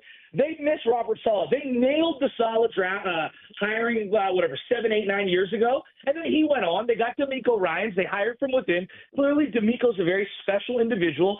How many teams bat 3 for 3 on defensive coordinators? It's really difficult. So to get this guy back, I think it's a huge deal. Well, if we're going to stick with kind of the Sopranos theme here, like, in Western Europe, people from the outside ask, oh, gosh, you don't make the Super Bowl with Sean McDermott's going to get fired. How long? Like, you don't understand. Sean McDermott, he's a made man, okay? He's not going anywhere. Is your head coach there, Shanahan? Is he a made man here? When does that tenure end?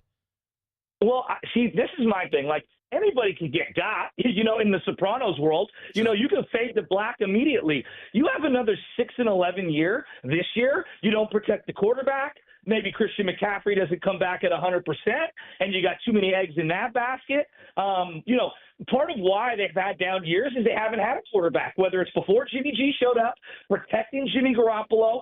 Then they had the great year in 2019, protecting him the very next year. You whiffed on Trey Lance, who I thought was going to be a great player. And then you get lucky with Brock Purdy. So is the quarterback healthy? Because if he's not, we are going to look at the head coach because he fails to put an offensive line in front of him year after year. And then look at this. They have the easiest schedule. Now, that's on paper. I didn't see the Washington Commanders doing what they did last year. Now they're a good team. So we never know when these schedules come out who's going to be good, who's not. But you have 2 6-11 years back to back. I mean, come on, the seat's got to be hot at that point. And I'm a Shanahan truther. I'll defend the guy till I'm blue in the face. Yeah. He drives me nuts. The thing that ticks me off more than anything, and I was there in Vegas for the Super Bowl, you not know the overtime rules. That more to me is inexcusable. Don't know the overtime rules, and then you kind of lie about it, and you don't man up and just say, yeah, I made a mistake on that. Like, I'm a big believer in just man up and move on. You mess up, man up, move on. We are a very forgiving society. When you act like you've known everything, when clearly the audio from NFL Films comes out 2 weeks later, and the Chiefs are mocking you, like, what do you expect us to do? We're ripping our hair out here. And the irony is, now Jim Harbaugh's back in the NFL. He was fired for not winning the Super Bowl, and he didn't get the contract extension. Well, Jed York went through 2 different coaches before finding Kyle Shanahan. And instead of being so harsh, he gave him the contract extension. Shanahan delivered and brought him back to the Super Bowl, but he didn't win it. I mean, it's just – and I like Shanahan. I'm all over the place. But I got a lot of buddies who are already out on Shanahan. Like, it doesn't matter. They're ticked off because they think he's stubborn and doesn't want to admit that he needs to protect the quarterback. You guys know this. Yeah. The quarterback goes down, your season's over. Yeah, it starts up front. We're talking to the Butcher Boy, Joe Shasky, the Morning Roast, 95.7 The Game in San Francisco. We'll talk a little Major League Baseball in a second, but I want to go deeper on what you're talking about with protection of the quarterback, because you have a guy who might be the best ever to play left tackle. Trent Williams is a future Hall of Famer. As much of a pain as he might be to deal with during the offseason, when he's on the field, he is as effective as anybody you've seen. What about the rest of that offensive line? Are they going to keep Purdy upright this year, or is it going to be more of the same? Well, they got a kid that they drafted last year in Pooney, who's a stud, one of the best rookie linemen I've seen in years. I mean, the guy was unbelievable. And then it's a bunch of, I don't know. But you know what? The irony is when they've been able to run the ball, they've gotten away with having a bunch of no-name offensive linemen. Well, last year you couldn't run the ball, right? So when you can't run the ball, you don't have the threat in the passing game of Christian McCaffrey, who is one of the greatest talents I've ever seen. And I mean that with all my heart. I watched Jerry Rice. I watched T.O. I watched Ricky Waters, Frank Gore, Vernon Davis, you name it. Saw an old man Randy Moss. CMC was as good as anyone I've ever seen in 2023, physically. One of the best players I've ever seen. But when you don't have that guy, you better be able to protect. And here's the problem with the Shanahan offense. They struggled to drop back when a team knows you have to pass and protect. That is their biggest problem. Garoppolo struggled. The offensive line struggled. Purdy struggled. Their offensive line again struggled. When teams can pin their ears back, they are a very poor pass blocking team, and their concepts are kind of predicated on being able to run the play action. They're really like a generation behind in terms of drop back passing game. Joe Shasky, our guest here. Joe, shifting gears here. We had the All-Star game last night. It's a good time to kind of do a midway checkpoint here. The Giants, I really like some things on this team. I like Webb and Ray at the top of the rotation. I love that you had that ballsy move, getting Devers in the trade. But is that going to be enough in a loaded National League to get this team to the postseason? Well, I want to get to the postseason. I'm dying for them to get to the postseason. The Devers move was the bold one. I love it. I love that you swing big. Here's the thing. I kind of overlook some of the red flags. I mean, clearly the guy's weight is an issue, which has been a problem in San Francisco for sports for over a decade. Pablo Sandoval, we were on Weight Watch every single year. We called it Camp Panda.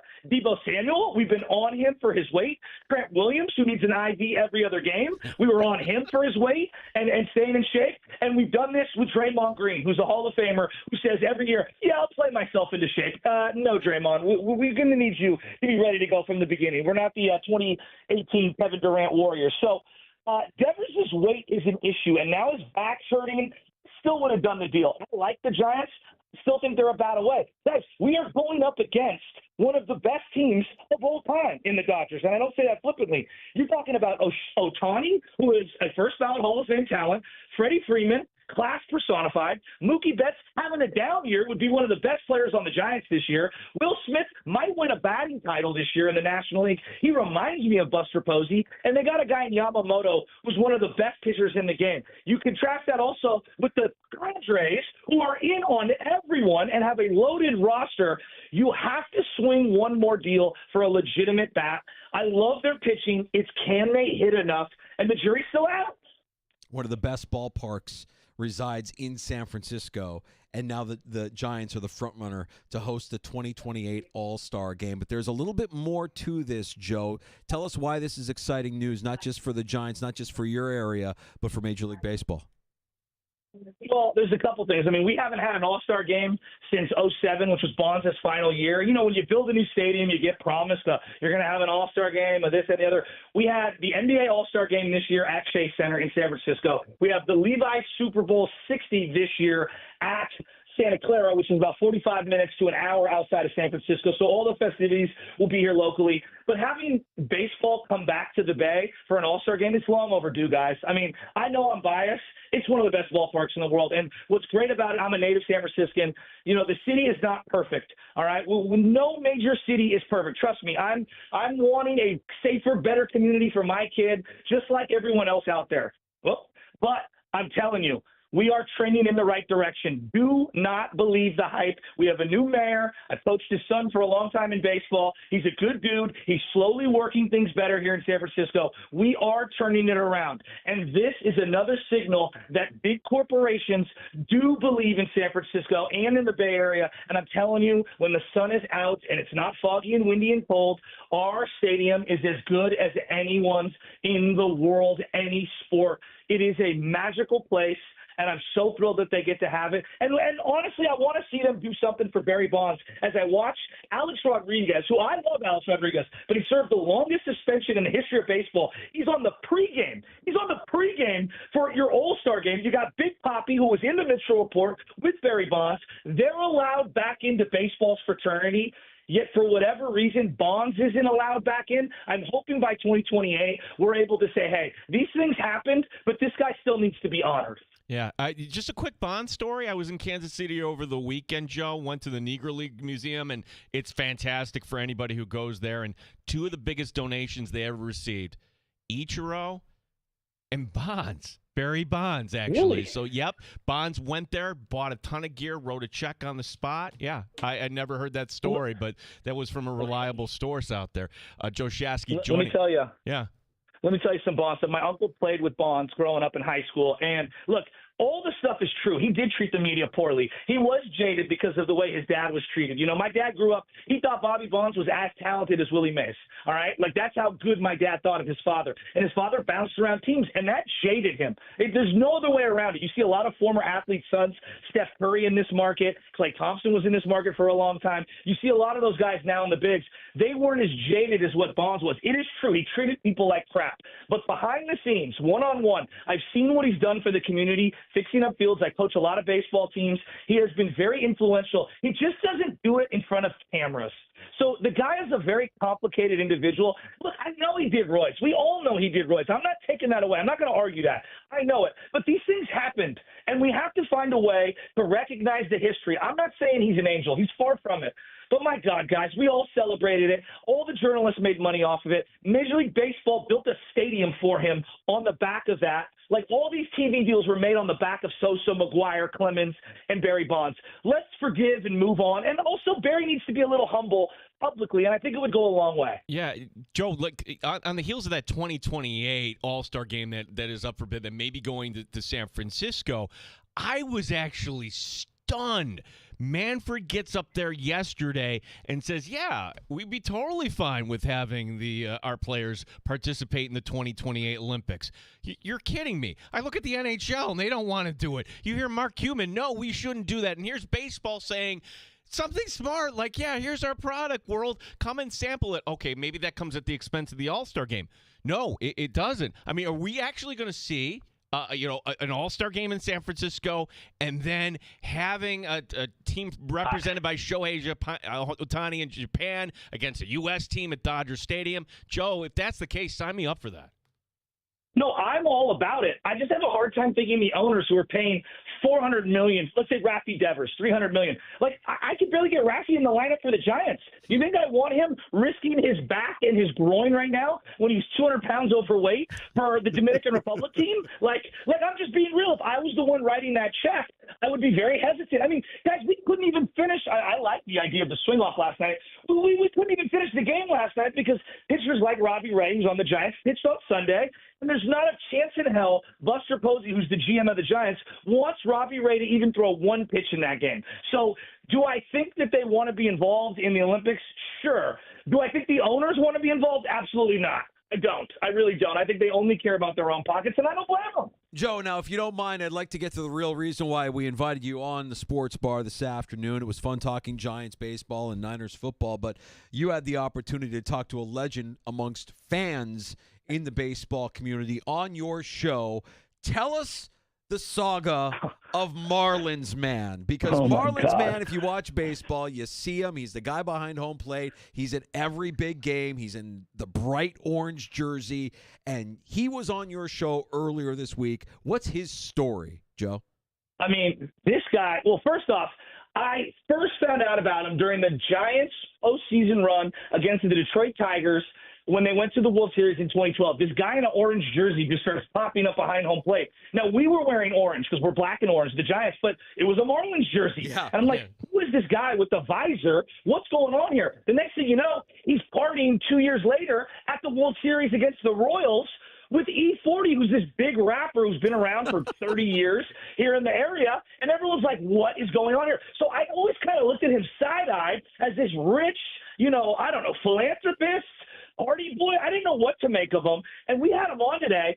First off, he's a great guy, number one. Number two, he's clearly well-connected. The guy knows what he's doing. He's got a circuit of like 20 different guys and gals all around Major League Baseball who have plate seats, and they kind of mix and match and share with each other. That's how he gets in. He said he spent $500,000 on tickets 1 year, a couple years back. He got approached by Chick-fil-A. He got approached by Burger King, Ticketmaster, SeatGeek, and he said no to all of them. There is a level of, I kind of respect the hustle now. Not only that, the guy's got incredible stories. I mean, just incredible stories. And a guy that I looked at side-eyed gave us 35 minutes of unbelievable gold, and I felt like I didn't even chip away at the main exterior. I wanted to dig in even deeper. The guy's origin story is unbelievable. I've heard stories of people when he went to Citi Field would just go up to him, coolest guy, would talk. Yeah, he's just a fan, a lawyer, attorney. That's his background. Joe, like, could he have picked a better team than the crappy Marlins, though? Would want him representing my fan base. Well, you know what's funny is I actually think because it's the Marlins and I don't know one Marlin fan, like, at all in my life, I actually think it's funny. You know what I mean? It's pretty authentic. I have this thing on Jeter. You know, I know Jeter's a great ball player. I told you guys, I'm an A-Rod guy. I loved A-Rod, even though I know he's a very big two-face and he cheated. There's no doubt about it. But I always thought A-Rod should have been playing shortstop and Jeter should have moved. Jeter wasn't the better shortstop to me, even though that is Jeter's team. Well, when Jeter took over the Marlins, he did some things like not trading Giancarlo Stanton to the Giants, and it pissed me off, and I hated Jeter for it. And Marlon Man said he stood up to Jeter, and the two of them went back and forth, and he was calling Jeter this big jerk, and I just got a riot out of it. I mean, guys, I was dying. This dude's got a ton of stories. He's been in everything, and I asked him, why are you not at Augusta sitting behind the 17th or 18th hole or Race Creek or something? Like, we got to get him to Augusta in the Marlins jersey. I mean, the guy, he's living the life I want. I said to him, how can you afford this? He goes, I got no wife, I got no kids.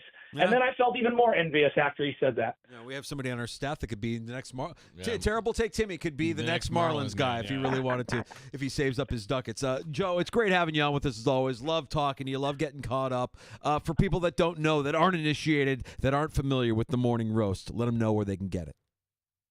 You can tune in to YouTube every single day, search 95.7 The Game, or 6 to 10 on the Odyssey app. And, here in San Francisco, anytime you need some boys, let me know. And look out. Maybe one day we might trade Jonathan Kuminga off the Warriors. But until then, the saga continues. Joe, you're the best. Keep up the great work. Great stuff, buddy. You too, boys. All Have right. a good one. There he is. The Butcher Boy, Joe Shasky, stopping by. Love when Joe stops by the sports bar. Hey, look, we don't get to talk enough about San Francisco sports. We don't. Our paths don't intersect that often. Maybe once or twice every other year in football. But I saw that he had Marlins man on. He's got takes. It's the All-Star break. Giants they're interesting. Yeah. The Niners are interesting. Like, I'm Marlin man, too, and we didn't even get into this. There was a period where he was so disgusted with the ownership that he stopped wearing the stuff. But now he's back to wearing the Marlins I think you have to wear it. It's what you're known for, right? Yeah. Like, if it's brand damaging, and you're just a guy if you're not wearing the gear. That's what you're known for. It's like Fireman Ed showing up to a Jets game, not wearing the helmet, not wearing the jersey. It's like, no, man, you gotta do the whole thing. That's who you are now. There was one guy, this might be before your time, Danger, like before Marlins, man, there was some guy that would show up at events, and he had a big rainbow wig on. You know, I don't know that guy's name. Like, there's been other guys. There was one that I remember. I remember there was one World Series. I think it was during the Yankees run. There was always a woman sitting behind home plate, and this is for our YouTube viewers. She'd do this with her arms. Oh, gosh, yeah. Do you remember that? Yeah, rolling. Well, she did the thing with her arms where you're rolling, just rolling, and she'd do it before every pitch. And I remember watching, like, I'm annoyed and I'm just watching. And if I'm the pitcher, I'm trying to distract her. I'm trying to do something. Like, she was so annoying and effective that I don't know whatever happened to her. But I don't think it was. I think it was just for. It had to have been for more than a series. But I feel like it was a World Series where I just remember seeing that, and I'm like, that's an annoying fan. Right? Imagine having that wealth, though. You could just fly to any city, have the best seats. I have spent over $500,000, or what did he say, $500,000? $500,000. $500,000 on tickets. Must be nice. Never mind, terrible take, Timmy. That's no. I was going to say that's not. No, he didn't have $5 much. Yeah, I mean, maybe if seats behind home plate were more like seats in the 400s, then yeah, maybe terrible take Timmy could live the life of Marlins, man. But $500,000 for all of us, I think would be a little bit of a tough pill to swallow. Well done, Shasky. Appreciate the time as always. Had Marlins man on. I'm sure you can find that on YouTube as well. We're going to take a break. Come back with Happy Hour next on The Fan. Yeah, let's talk a little bit about the Bills here, this defensive line. Danger, I want to put this question to you. Like, this issue in the NFL We haven't seen this in a long time. Back like in the 2000s, I'm talking like the last CBA. How are you going to break through if basically you're not just the Buffalo Bills? There are 29 other teams that are in this position right now and kind of all hurting their position, and I'm looking side-eye at you, Browns. Okay, we are going to take a break and come back with that and more next. We are 1 week away from the start of Buffalo Bills training camp, and happy hour is on the way in the sports bar. Next on The Fan.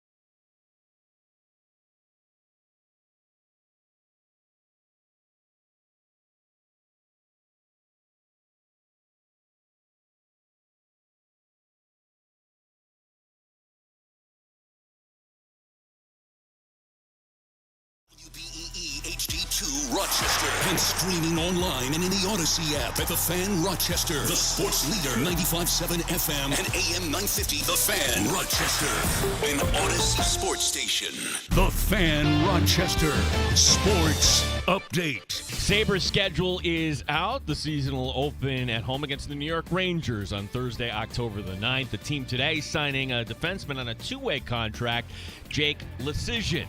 The Open teeing off tomorrow. Scotty Scheffler, certainly the one to watch. I love the style of golf. I think it's a ton of fun. I think you have to be creative. You have to hit a lot of really good shots. There's a challenge to it, but I think it's a lot of fun. And, we'll see how the weather turns out this week. Weather has a pretty dramatic effect on how the golf course is going to play. And so ultimately, I think when you step on the tee on Thursday, whatever the weather presents is going to be probably the strongest part of the test. Rochester Red Wings will induct two into their Hall of Fame, former outfielder Jason Kubel and longtime general manager Dan Mason. Sports brought to you by GetMyPerks.com. Today, get a $50 certificate for half price to Lasertron in Henrietta.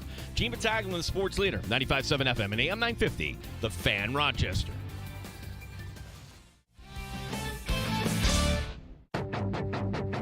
The Sports Bar with Danger and Battaglia. The first practice is a week from today at St. John Fisher, as you know. Landon Jackson. Kyle Schwarber, 3 homers on 3 swings in the home run derby to decide the All-Star game. Swing off. Phillies Kyle Schwarber named MVP. The Open Championship begins tomorrow from Royal Portrush. This is not a fulfilling life. Mike Danger. What I miss, Gino, last 2 days? All right, let's see. What did you miss? Gene Battaglia. Mets fans, we like to have fun. You are entertained by the Robert Kraft, Bill Belichick feud. I'm not talking about this. Oakmont Country Club banning Wyndham Clark after he damaged his locker while missing the cut at last month's U.S. Open. Caitlin Clark left in the final minute due to an apparent groin injury. NHL schedule released today. The home opener, October 9th. Yep. The New York Rangers. Is it October yet? No! Long-time caller, first-time listener. 95.7 FM and AM 950, The Fan Rochester.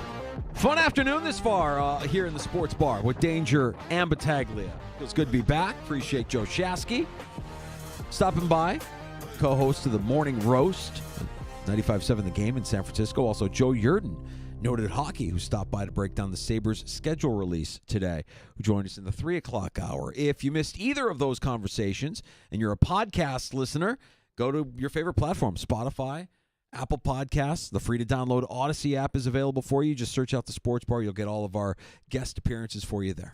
The new CBA in the NFL, by new, I mean, I'm going back to 2011. Not really new, but 2011, prior to that, holdouts were always a thing. And now, since everything's slotted, not so much. I mean, just kind of a review.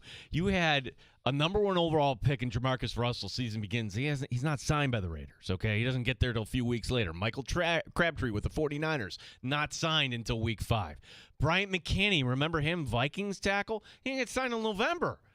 All right, well, this is good. You want your draft picks in. But now we're kind of going backwards here in this league. And if you haven't been paying attention, in the NFL, Danger, there are 2 second-round picks that are signed.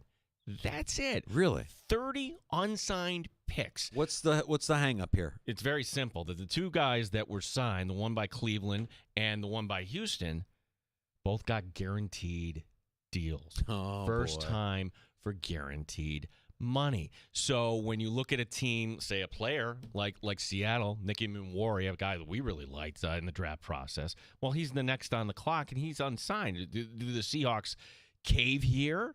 It's one of those stories, Danger, where I actually see both sides of this. I think it's ridiculous that baseball players and other sports, you sign a contract and that's the contract. In the NFL, it's never been that way. You get a signing bonus, and you get a lot of other numbers that's all not guaranteed unless you play to the very end of the contract. And quite often, you don't see the very end of the contract. So if you're the NFL, you could just say, well, hey, we're the Bills. Just give our second-round pick Graham the money. We want to win a Super Bowl. You don't want to set the precedent because all of a sudden, okay, if second-round picks are getting guaranteed contracts, next year it'll be third, next year a fourth. We're going to get to it. Yeah, so, where is the line? How does this log jam get broken? I think we're actually going to see a holdout when the Buffalo Bills open up camp next week. Yeah, that's interesting. I was trying to remember, rack my brain. I'm like, when was the last time we saw a first-round pick make a big deal? I want to say it was current Buffalo Bill Joey Bosa, right? Bosa yep. didn't want to sign right away with the Chargers, and there was some offset language that he was upset with or something along those lines that kept him out of the majority of the preseason until he finally signed it. You still have a guy out there right now in Shamar Stewart in Cincinnati who reportedly is at Texas A&M working out, and there are people wondering, is he going to try and return to college football? Can he go back to college football in 2025 and play college ball instead of signing with the Bengals as a first-round draft pick? Can you do that? I think in this new day and age, I don't know. I mean, he hasn't signed anything, and I want to say, all right, let me see here. He's been working out, which is fine. He can work out at wherever he wants to work out. NCAA rules would prevent a return now that he's been drafted, but there are a lot of NCAA rules that kind of fall under the weight of the federal antitrust laws. So somebody who has never taken an NFL paycheck, somebody who's never signed an NFL contract, would you really prevent him from going back to school and being a student athlete? So it's an interesting thing to see, and it might be, there's all kinds of groundbreaking things happening when you talk about the world of college athletics now merging to professional athletics, notwithstanding the idea that a lot of these players are going to make more money if they stay in school than they would if they were to be drafted by a pro team. If you're Buffalo, you're offering a second-round pick for Stewart. You don't need a player like that, but the thing I keep hearing from college coaches that talk on this are the players in it because they like football, or are they in it because they like to play football? We had a guest. Who was it that brought that point up? Like, do you want to play football? If you love to play football, then we've got a spot for you. If you just like football and everything that comes with football, then chances are you're not going to reach your full potential. But if you love to play football, yeah, we have something for you. I think that's the challenge of a lot of college coaches right now in terms of how they're getting people. Oh, you know what it was? It was Terry. It was Adam Terry when he was in here with us. That's it, yeah. Do you want to play football? Because if you want to play football, if Shamar Stewart wants to play football, then I would say, yeah, you give the Bengals a second and see what they're not going to give up, Stewart for a second. But well, at he some hasn't point, signed. I mean, it's crazy. At some point, if you get to September, October, and he's not signed, I'm not signing for you. He'll be eligible to re-enter the draft in 2026. Right.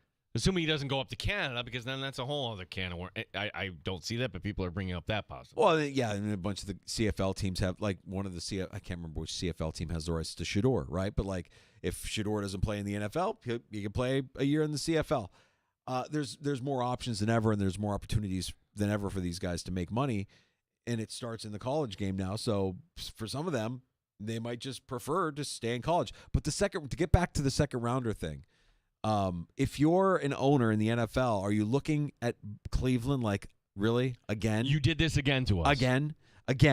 You guys you're boneheads. You have no idea how this works. We, the owners, we collude to make sure that we always have the upper hand on the players. What are we doing here? Why are you giving them concessions? Why are you giving them guaranteed money in the second round? What's wrong with you? For that reason, Danger, I think we will get to the start of training camp for all these teams, and there will be 30 unsigned second-round picks, including the one in Buffalo. And the idea that might be the case before week one starts, like, which team can afford the crack? None of them want to crack. TJ Sanders hasn't signed yet. Yeah. Right? And will we see him at St. John Fisher? Will he sign by the time camp starts?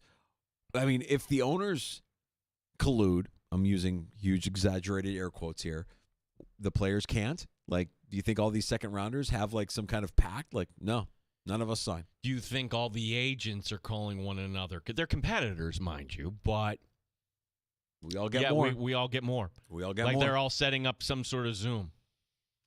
That's fascinating, and you're right. I don't think there's enough people talking about that. That feels like a significant story when you look at the patterns of who's signed and who hasn't, and the majority of the vast majority of second rounders have not signed with their teams. And then on top of it, Danger, TJ Sanders, we're going to just kind of assume He's not going to be in Pittsburgh coming up next week. He's not here now. He should be here now, right? It's rookie. The rookies are already reported, but when the rest of the team is there, you have a third-round pick now, and the player out of Jackson out of Arkansas. He's on PUP.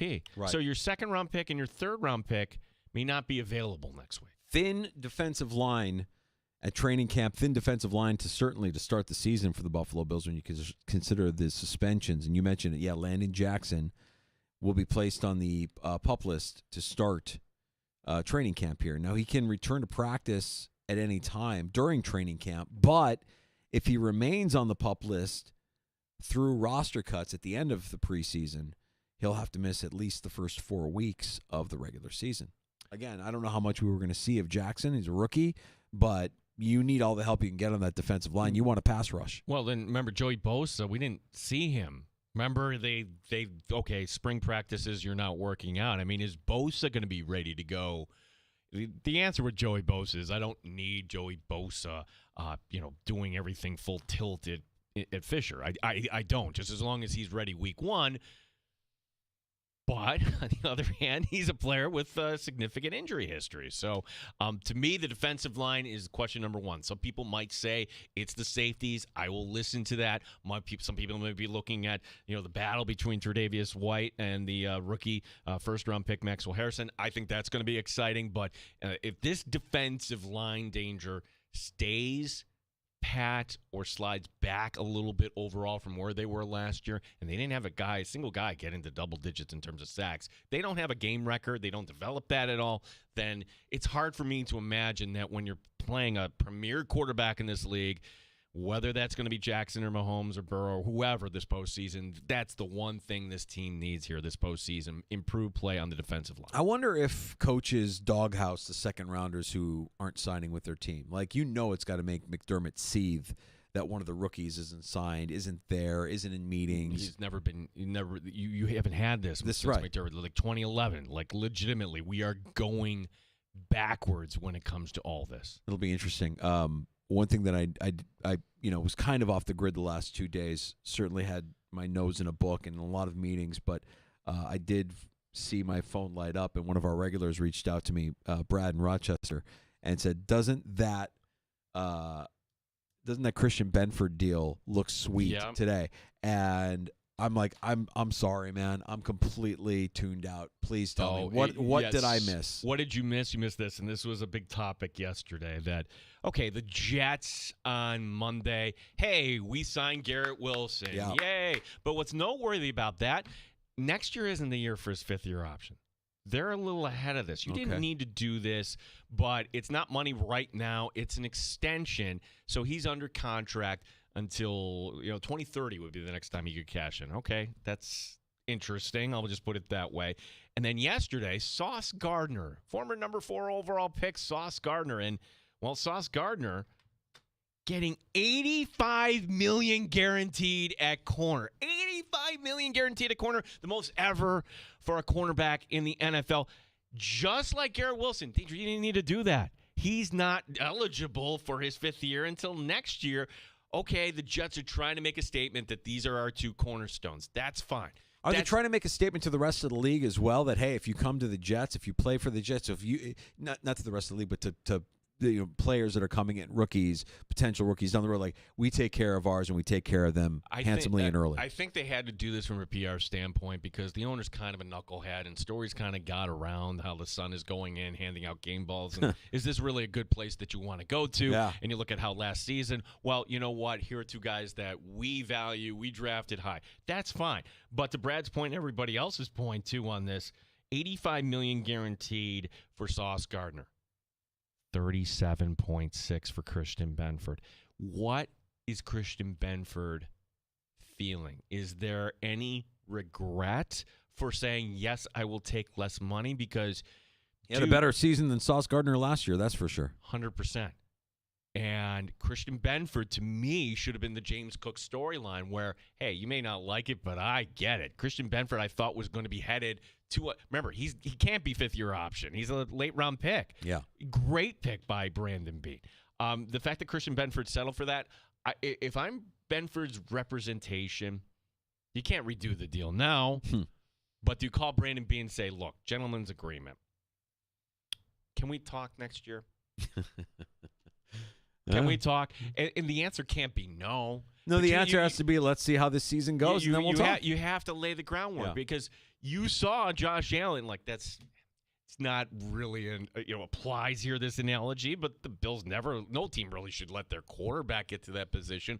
If Christian Benford balls out, then the Bills should do right and bump him up here after this season. Speaking of record-setting deals, this is something we talked about while you were in Kansas City on Friday, whether or not the Chiefs would get a deal done with their franchise-tagged guard and Trey Smith, and they indeed did it on a 4-year, $94 million deal with $23.5 million average, which makes him the highest-paid guard in NFL history by $2.5 million per year.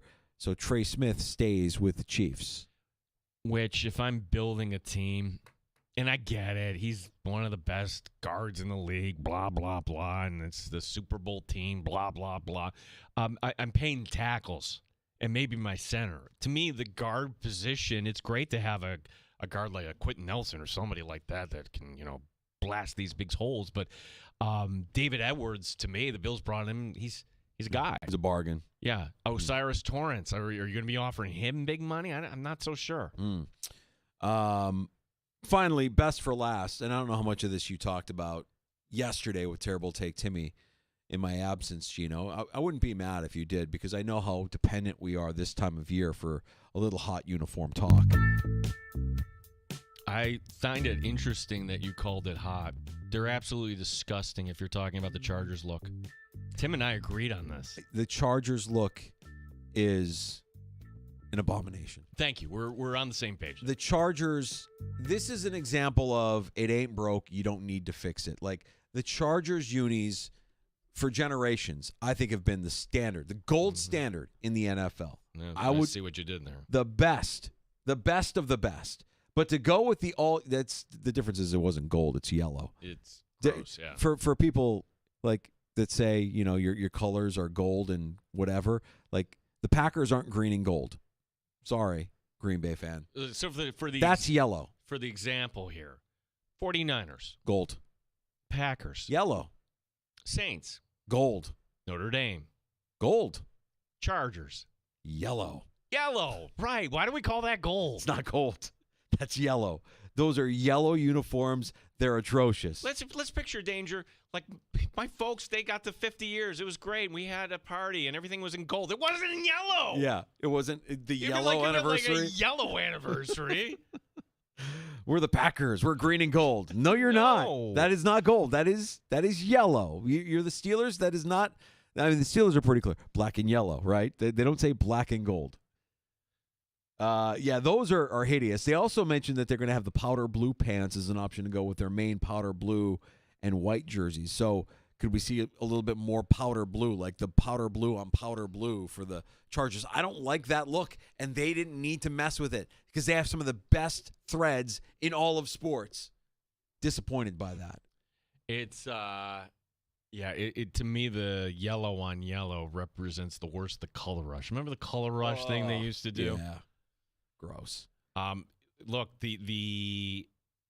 I think the authority when it comes to is this guy Chris Creamer. Are you familiar with him? He's based in Canada. Sportslogos.net. Okay. He's passing along this report that the Bills are going to unveil on the 22nd, which would be next Tuesday, some sort of alternate helmet.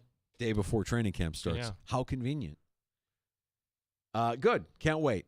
Speaking of alternate helmets, this made me a little bit nervous because for as much as I don't like the Falcons' current get-ups, their throwbacks are nice with the red helmet.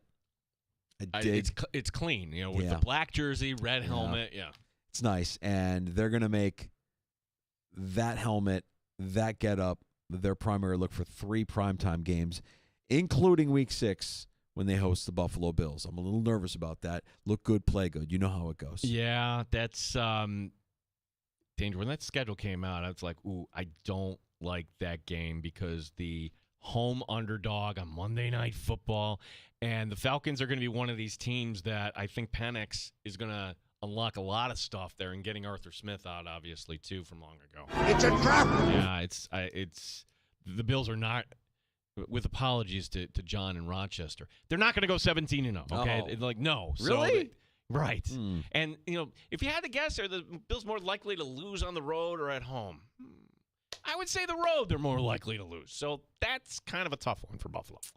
They'll also wear their the Falcons will also wear their red helmet uniform. Get up Tampa Week 15. I wonder if Tampa will go with the creamsicles. That would be a legendary uniform lineup there. I think the Tampa's going. The for, 76 jerseys are going to be Week 1. Week 1, yeah. But will they wear the creamsicles maybe Week 15 in primetime on Thursday night, hosting the Falcons, and then the Falcons will wear the throwbacks one more time for a Monday night game, Week 17 against the Rams. We are deep into happy hour here, Danger. We haven't even mentioned Buffalo Sabres schedule came out. Can we talk more about NFL uniforms instead? No. It's giving me more joy. No, it's giving me more happiness. You're not excited about the Devils on Black Friday? No. Let's talk about more uplifting things than the Sabres schedule release. Can we do that? Okay, all right. I'm kidding. Sabres schedule release, Gino. What are our takeaways from this schedule? December is going to be brutal. Only 4 home games in December, 10 road games, including the Western Canadian trip they have to make. Can I tell you how I think it'll go just based on what you just said? And you didn't give me the complete breakdown, but I'll tell you how it goes. Let's say December is really, really tough. They'll get through December, and they'll give us just enough optimism and hope going into the new calendar year that this could be it. This could be the year that they break the drought. Now give me a soft part of the schedule early in 2026, because that's when they'll rip our heart out with a 10-game losing streak or worse, and they'll play themselves out of any sort of contention. I define soft, because that's the tough part. Like, who would you say is it? Because you used to say Montreal. No, they made the postseason. Oh, Ottawa. No, they made the postseason too. Like, there isn't anything, like, we had Joe Yurden on. He's like, you asked him that question, like, well, it seems like everybody is ahead. Soft. Everybody's penciling when they have to play the Sabres as a soft part of their schedule. Yeah, it's sticking with December, too, because if you want to go out to a game, that's always the fun part, right? Hey, it's the holidays, whatever. Between December 21st and January 5th, there's one home game. One. It's against the Bruins. All right, for my own personal satisfaction, where's the Blackhawks home game? When do they play in Chicago? That is going to be the Friday before Black Friday, the 24th. So you get a Friday night, buddy. Okay. So you know what? We can make plans maybe that night for Tim to come in a little early, so you're not driving like a maniac out there. You get to a normal. Oh, no, I might drive like a maniac. That's okay. We'll figure that out. But that's one that I always have circled, because I've got a budding little young hockey fan, a 16-year-old daughter who, when the Blackhawks are in Buffalo, she's now grown accustomed to going to see the Blackhawks play, even though her favorite player of all time no longer plays for the Blackhawks. Buffalo's own Patrick Kane. Okay, so she didn't jump over to be a Wings fan. No, she's loyal to the Hawks. So there you go. Sabres release and their schedule, and the Sabres also sign some help here for Rochester on the blue line, a veteran presence on the blue line, and Jake Lecision. His dad was Curtis Lecision. A familiar name. Yeah, you're talking about Jake, who his son has been in the league a long. You know, he's got NHL experience here. So, to me, the Amherst roster, Danger, when you factor in guys like this, we talked earlier, like, no, probably the first round pick, I should say, the Merca, the guy, he's not going to be likely in Rochester, so that's not going to be happening. Yeah, but a little bit of veteran help there on the blue line, and a little bit of a force, a little bit of a physical presence for the Amherst there in Lecision, the signing today by the Buffalo Sabres. Let's get to a round of shots next. So much to get caught up on, Gino. Yeah, so we got the Open starting tomorrow. So by this point, call it the Open, please. Not the British Open. It's the Open. A very bad day for a golfer that we didn't know really had an anger management problem. Yeah. Banned. We'll get to that story. Did you stay up for the conclusion of the All-Star game last night? Hand up in the air. I did not. Truthfully, I was probably somewhere between Virginia Beach and Atlanta when that was wrapping up. What time did you get home last night? Over, under. Midnight. Over. Actually, you just told me you were somewhere. 3:15. Daddy got home. Oh, boy. Yeah. All right, I will carry shots coming up next in the sport. Oh, no, you won't, pal. I'm in this. The finish line is in sight. We're going to finish strong with a round of shots. And don't forget about last call. You can have the final word in the sports bar. 585-866-4FAN, 866-4326.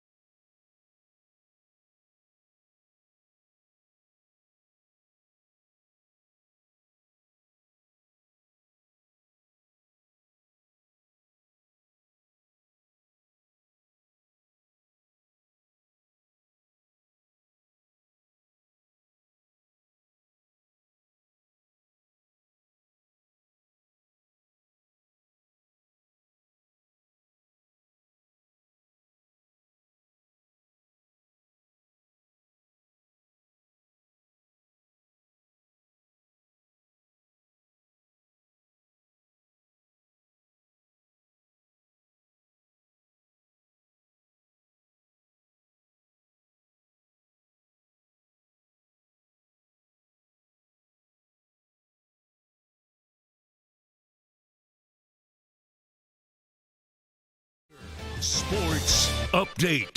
NHL schedule is out for the Buffalo Sabres. They will open at home Thursday, October 9th against the New York Rangers. The Sabres signing a player, defenseman Jake Lecision, to a two-way contract, likely to be playing a lot of games in Rochester next season. The Open teeing off tomorrow. One of the favorites, Rory McIlroy. It's been an amazing year, and the fact that I'm here at Portrush with the green jacket, I want to do my best this week to enjoy everything that comes my way and enjoy the reaction of the fans and enjoy being in front of them and playing in front of them. But at the same time, I want to win this golf tournament, and I feel like I'm very capable of doing that. Rochester Red Wings will induct two into their Hall of Fame this year, former outfielder Jason Kubel and longtime GM Dan Mason. Gene Battaglin, the sports leader, 95.7 FM and AM 950, The Fan Rochester. Odyssey is your home for all the audio that matters to you. Download the Odyssey app today to listen to the sports leader, The Fan Rochester. Okay, happy hour continues in the sports bar. Danger and Battaglia. Thanks for listening, streaming along at 95.7 FM, AM 950, the Odyssey app, iHeartRadio. Tune in or watching on our YouTube channel at The Fan Rochester. It's time for a round of shots. Kyle Schwarber became the first position player to win the All-Star Game MVP without getting a hit in the game. Okay. Schwarber helping the NL in the tie-breaking home run derby win. Hey, I forgot this was actually the rule.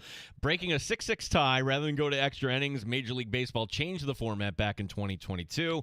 The game to be decided by a little mini derby, and who knew how many actually people knew about this? How many people actually saw it? After Pete Alonso homered to make it 6-0, it looked like the game was over. Yeah, I admittedly, I didn't get the chance to watch much of the game because I was in transit. I was in, 30,000 feet in the air, and I didn't, for whatever reason, I didn't think to stream it on my phone. But the All-Star Game, to me, has been such a non-event for such a long time, but this feels like something positive for once that has come out of the enjoyment of the All-Star Game. Maybe. Like, you shouldn't have, reserves, but the dirty little secret here is, Danger, once the starters go out, they go into the locker room, the clubhouse, they shower, and they leave. So you could have had Ohtani going against Aaron Judge. You could have had the names of the sport, and Kyle Schwarber was in the game at that point, and there was some Marlin that was up there. I mean, these are not guys. It's always made for TV. I mean, these are all made for TV events, hoping that they can get a bigger rating, and the corporate sponsorships that go into it, and the people that are actually there at the game have all, are somehow aligned with Major League Baseball for the most part. I don't know how many true baseball fans are there, but the idea that it came down to a mini home run derby, I don't like swing off. Swing off sounds weird to me. I don't like hearing swing. It's a swing off. What? No, let's call it a mini home run derby. I'm okay with that. Or just say a home run derby to determine the winner. And my guy Schwarber, I love Schwarber. All the guy does is win. Schwarber's my guy. Love Schwarber. I hate him. I know you do. I hate him. I know you do because he's a Philly. You love him. Like his, 280 on base percentage? Fantastic. When he was a Cub, and 1 year he's a butcher. He is. He can't field. He rakes. He just rakes. Love the guy. Would you have tried this new concession, Danger? The Braves rolling this out for the All-Star festivities. The Bless Your Heart dog. It's a hot dog that's deep fried, rolled in the combination of hot Cheetos and Fruity Pebbles. Oh, the hot dog, by the way, is a foot long. The answer is yes. We eat garbage plates. Why would we turn our nose up to anything that anybody wants to give us in terms of a delicacy? Yes, the answer is yes. I would try it. Would I enjoy it? Probably not. But would I eat it? Yeah, I would eat it. I would probably give it a score of 6.2. I'd probably give it a 6.2. Funny thing is, when I went into this barbecue place in Kansas City, they came out, and I was the guy from Buffalo. Not the guy from Rochester, the guy from Buffalo. Like, we want you, it's always cool. Like, we want you to try this. No, please try this. Oh, so you went to the place that Binkley was asking about, the Bills backer bar? No. Oh. He gave me a choice. Do I want to go? It's called Al's. I guess it's downtown. Do I want to go to Al's or somewhere else? I'm like, no, you know what, Jay? If I'm coming to Kansas City, Al's, I can get back to at some point. I want something legit. I want something real in Kansas City. And he brought me to this place where I've never had bigger ribs. And I'm like, what do they feed these pigs? Like, these ribs are, huge. So, yeah, left with a full belly, certainly there.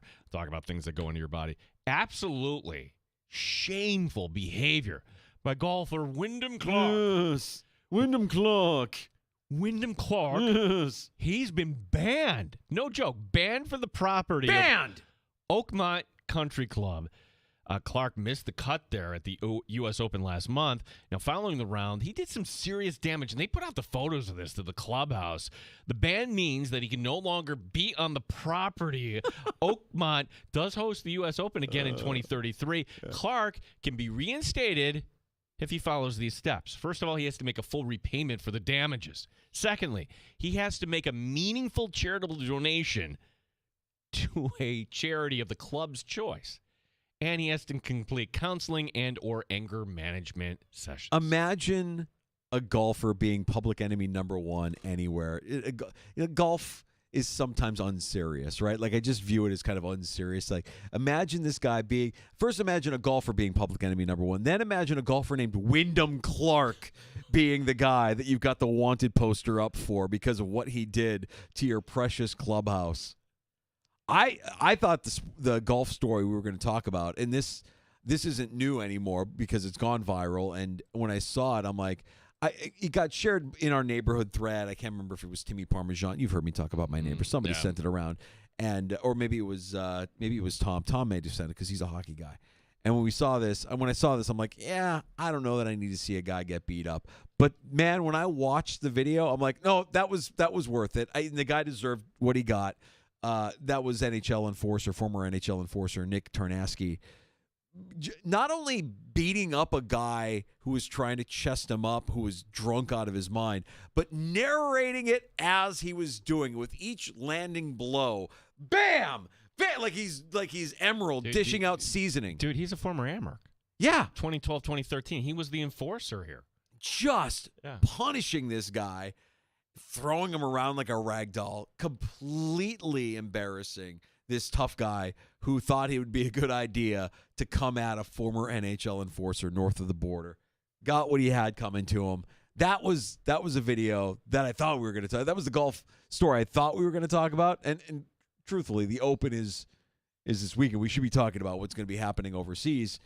But yeah, Wyndham Clark being public enemy number one is not something I had on my bingo card. No, especially a Wyndham. No, not Wyndham Clark. Wyndham, no. the car. You should be ashamed of your actions, Wyndham Clark. Ashamed, I say. Wyndham Clark, do you want to be good or do you want to be bad? Tell me. Well, let me get you back in the club. How about a Fresca, Wyndham? Earlier this week, we had a shakeup at FS1 Danger, getting blown out. Joy Taylor, Emmanuel Acho, Keyshawn Johnson, and others. Well, what's the plan there? Well, we now have a report who the network wants to bring in. Dave Portnoy. Portnoy, the founder of Barstool Sports. Not only will he get a new show on FS1, Portnoy would have a role on Fox's big noon kickoff on the panel there. Taylor and Acho were both kind of entwined in the Shannon Sharp / Skip Bayless thing that was going on, right? Yeah, and then when you kind of dug a little deeper, that there were some things that you really can't do in the office, allegedly. Yeah, that you know. I'm okay with this. I know Portnoy isn't everybody's cup of tea, but I do think he's a big personality. And if you're Fox and you're competing against ESPN, who has their version of Portnoy, Pat McAfee, who I think Portnoy is better, but can Portnoy do it in this format? It's easy when you're writing. It's easy when you're on social media. It's not easy. Hey, live, go, and you're in front of a camera. I think he's going to crush. I think so too. I think he's going to absolutely crush. I'm not going to say that Fox's Big Noon is going to take over College Game Day, because I think College Game Day is an institution and just carries a little bit more weight. But it certainly doesn't hurt to have El Presidente showing up on a college campus on a Saturday. That's going to help them in some sort of way. And it certainly has more social impact, I think, from a social media standpoint than the platform that McAfee brings to College Game Day. Playing the Indiana Fever, the Connecticut Sun moving their game from Connecticut to Boston. Why? Sell more tickets. Sure. The game did not end well for Caitlin Clark. She suffered a groin injury, putting a towel over her head and visibly upset. Clark was further evaluated today. This would be the third stretch of games she's missed this season. 5 games at the beginning, then a 2-week stretch. And with a groin injury, who the heck knows? And oops, the WNBA All-Star game coming up this Sunday. Hard to imagine she'll be out there for it. Also, I know she's great, but she's struggled. Like, she ain't hitting her threes on the road. Did I see that stat? She's not healthy. She hasn't been. So what's interesting about this is, okay, how do you go against Caitlin Clark? It's like how Jordan, you beat her up. She's taking a pounding. So, all right. So here you go, Caitlin Clark. Here's free advice from your boy Mike Danger in Rochester, New York on 95.7 The Fan. Tim Grover is his name. I read 2 of his books while I was on vacation. He was the trainer for Michael Jordan. He was the trainer for Kobe Bryant. He was the guy that was responsible for turning Michael Jordan from what he was after the Pistons beat him up all those years to what he became, a 6-time NBA champion. You remember that when you saw Jordan come back one year and like, he's bigger. He got bigger. He like grew into his. He got bigger. And at the time, you wouldn't have thought for basketball, oh, that's not advisable. Oh no, that worked. Yeah. So Grover's thing was, we're gonna be relentless. We're gonna get after it. If you've got something, I'm gonna get you back to it. I mean, like as far as like personal trainers go, this guy is elite. He worked with Jordan. He worked with Kobe. He worked with Charles Barkley. He worked with a lot of the greats, and he can get somebody like a Caitlin Clark. I imagine he could get somebody like a Caitlin Clark back in tip-top probably quicker than your average team trainer could. There's your free tip. Go get Grover. Go get Grover, Caitlin. Finally, did America's couple, the strangest couple in America, whatever you want to call them, did they break up? No, come on. Come on. Don't even tease me that way. Listen, or is this more just look at me crap? Because you know how there are a lot of people that do that on social media. But on Instagram, because that's where we have to talk these days, Jordan Hudson posting a picture of herself looking from a plane, gazing out in the distance, out into the sky. Hudson quoting the lyrics from your favorite, Taylor Swift, from her song, So Long London, about a breakup. And now everyone, Mike Danger, is speculating. Was she in London? Not that I'm aware of. So the picture of her gazing out into the sky looking from a plane wasn't her flying back from London? Not that I'm aware of. What I don't understand the connection here. Why would she be taking a picture of herself looking from a plane and putting in So Long London if she wasn't flying back from London? Why would she be in London? No, the song, I guess, is about a breakup. No idea. No idea. I don't know that I'm familiar with So Long London by Taylor Swift. I'm not buying it. I think it's attention. I think it's the business that she's in. She's looking for fame. She's looking for clout. She's looking for attention. Now she's got us speculating here in the sports bar. That's she wins again. One post. She wins again. And then she'll show up with Bill. And she knows how to manipulate the media, this Jordan Hudson. She's a problem. She's a problem. How much are we talking about her during college football season? If the Tar Heels lose games, she becomes a topic again. Well, this is what I want to see, Danger, because we also had, while you were gone, the report. And this is from Greg McElroy. Remember him, quarterback, Alabama? Sure. He says he has it on very good authority that Nick Saban wants to get back into coaching. Really? Okay, you're a program, and granted, it's NIL, it's a lot different, but who's somebody in there that can get checks to be written, wallets to open up? It's Saban, right? It's not Belichick. Is Belichick getting UNC alums? Is he wooing them? He doesn't give a damn. That part of it, I'm telling you, the NIL, hard for me to imagine that all of a sudden these checks are rolling in because Bill Belichick is calling them up. Nick Saban's great at that. What if Saban followed Belichick at North Carolina? Oh. Interesting. They're buddies. Yeah. I mean, look, I'm for it. Bring him back. College football is better with Nick Saban in it. It's good to have a villain. My guess on the timing of this was off, meaning when will we get the Wickersham or whoever breaks the story? At this rate, it might be Pablo Torre on a podcast. I thought it would have been over the 4th of July when everybody is looking at their phones. You could get more clicks there. Nope, didn't happen. Maybe it's at the beginning of the college football season. Somebody's sitting on, like, what is this Hudson-Belichick relationship? I would say really yes, about? except the beginning of the football season always falls on that. It feels like it falls during Labor Day weekend. And unless people are engaged on Labor Day weekend, they're out doing whatever they're doing. Week 0, maybe. Like the last week in August. Yeah. Yeah, I would entertain that. Or do you wait till the season's Or do you wait until they lose a couple of games? because they're going to lose a couple of games, right? You wait until they lose a couple of games, and fans are like, what's wrong with Bill Belichick? We thought he was going to win everything when he was here. He's Bill Belichick. He's the greatest coach of all time. He's not the greatest coach of all time. Yeah, the greatest quarterback of all time. That we know. Well, all right. I think it's a grab, an attention grab. I think that's all this is. I don't think they're breaking up. I'm not buying into that, Gino. Can't have it. It's bad for the show. Need them together.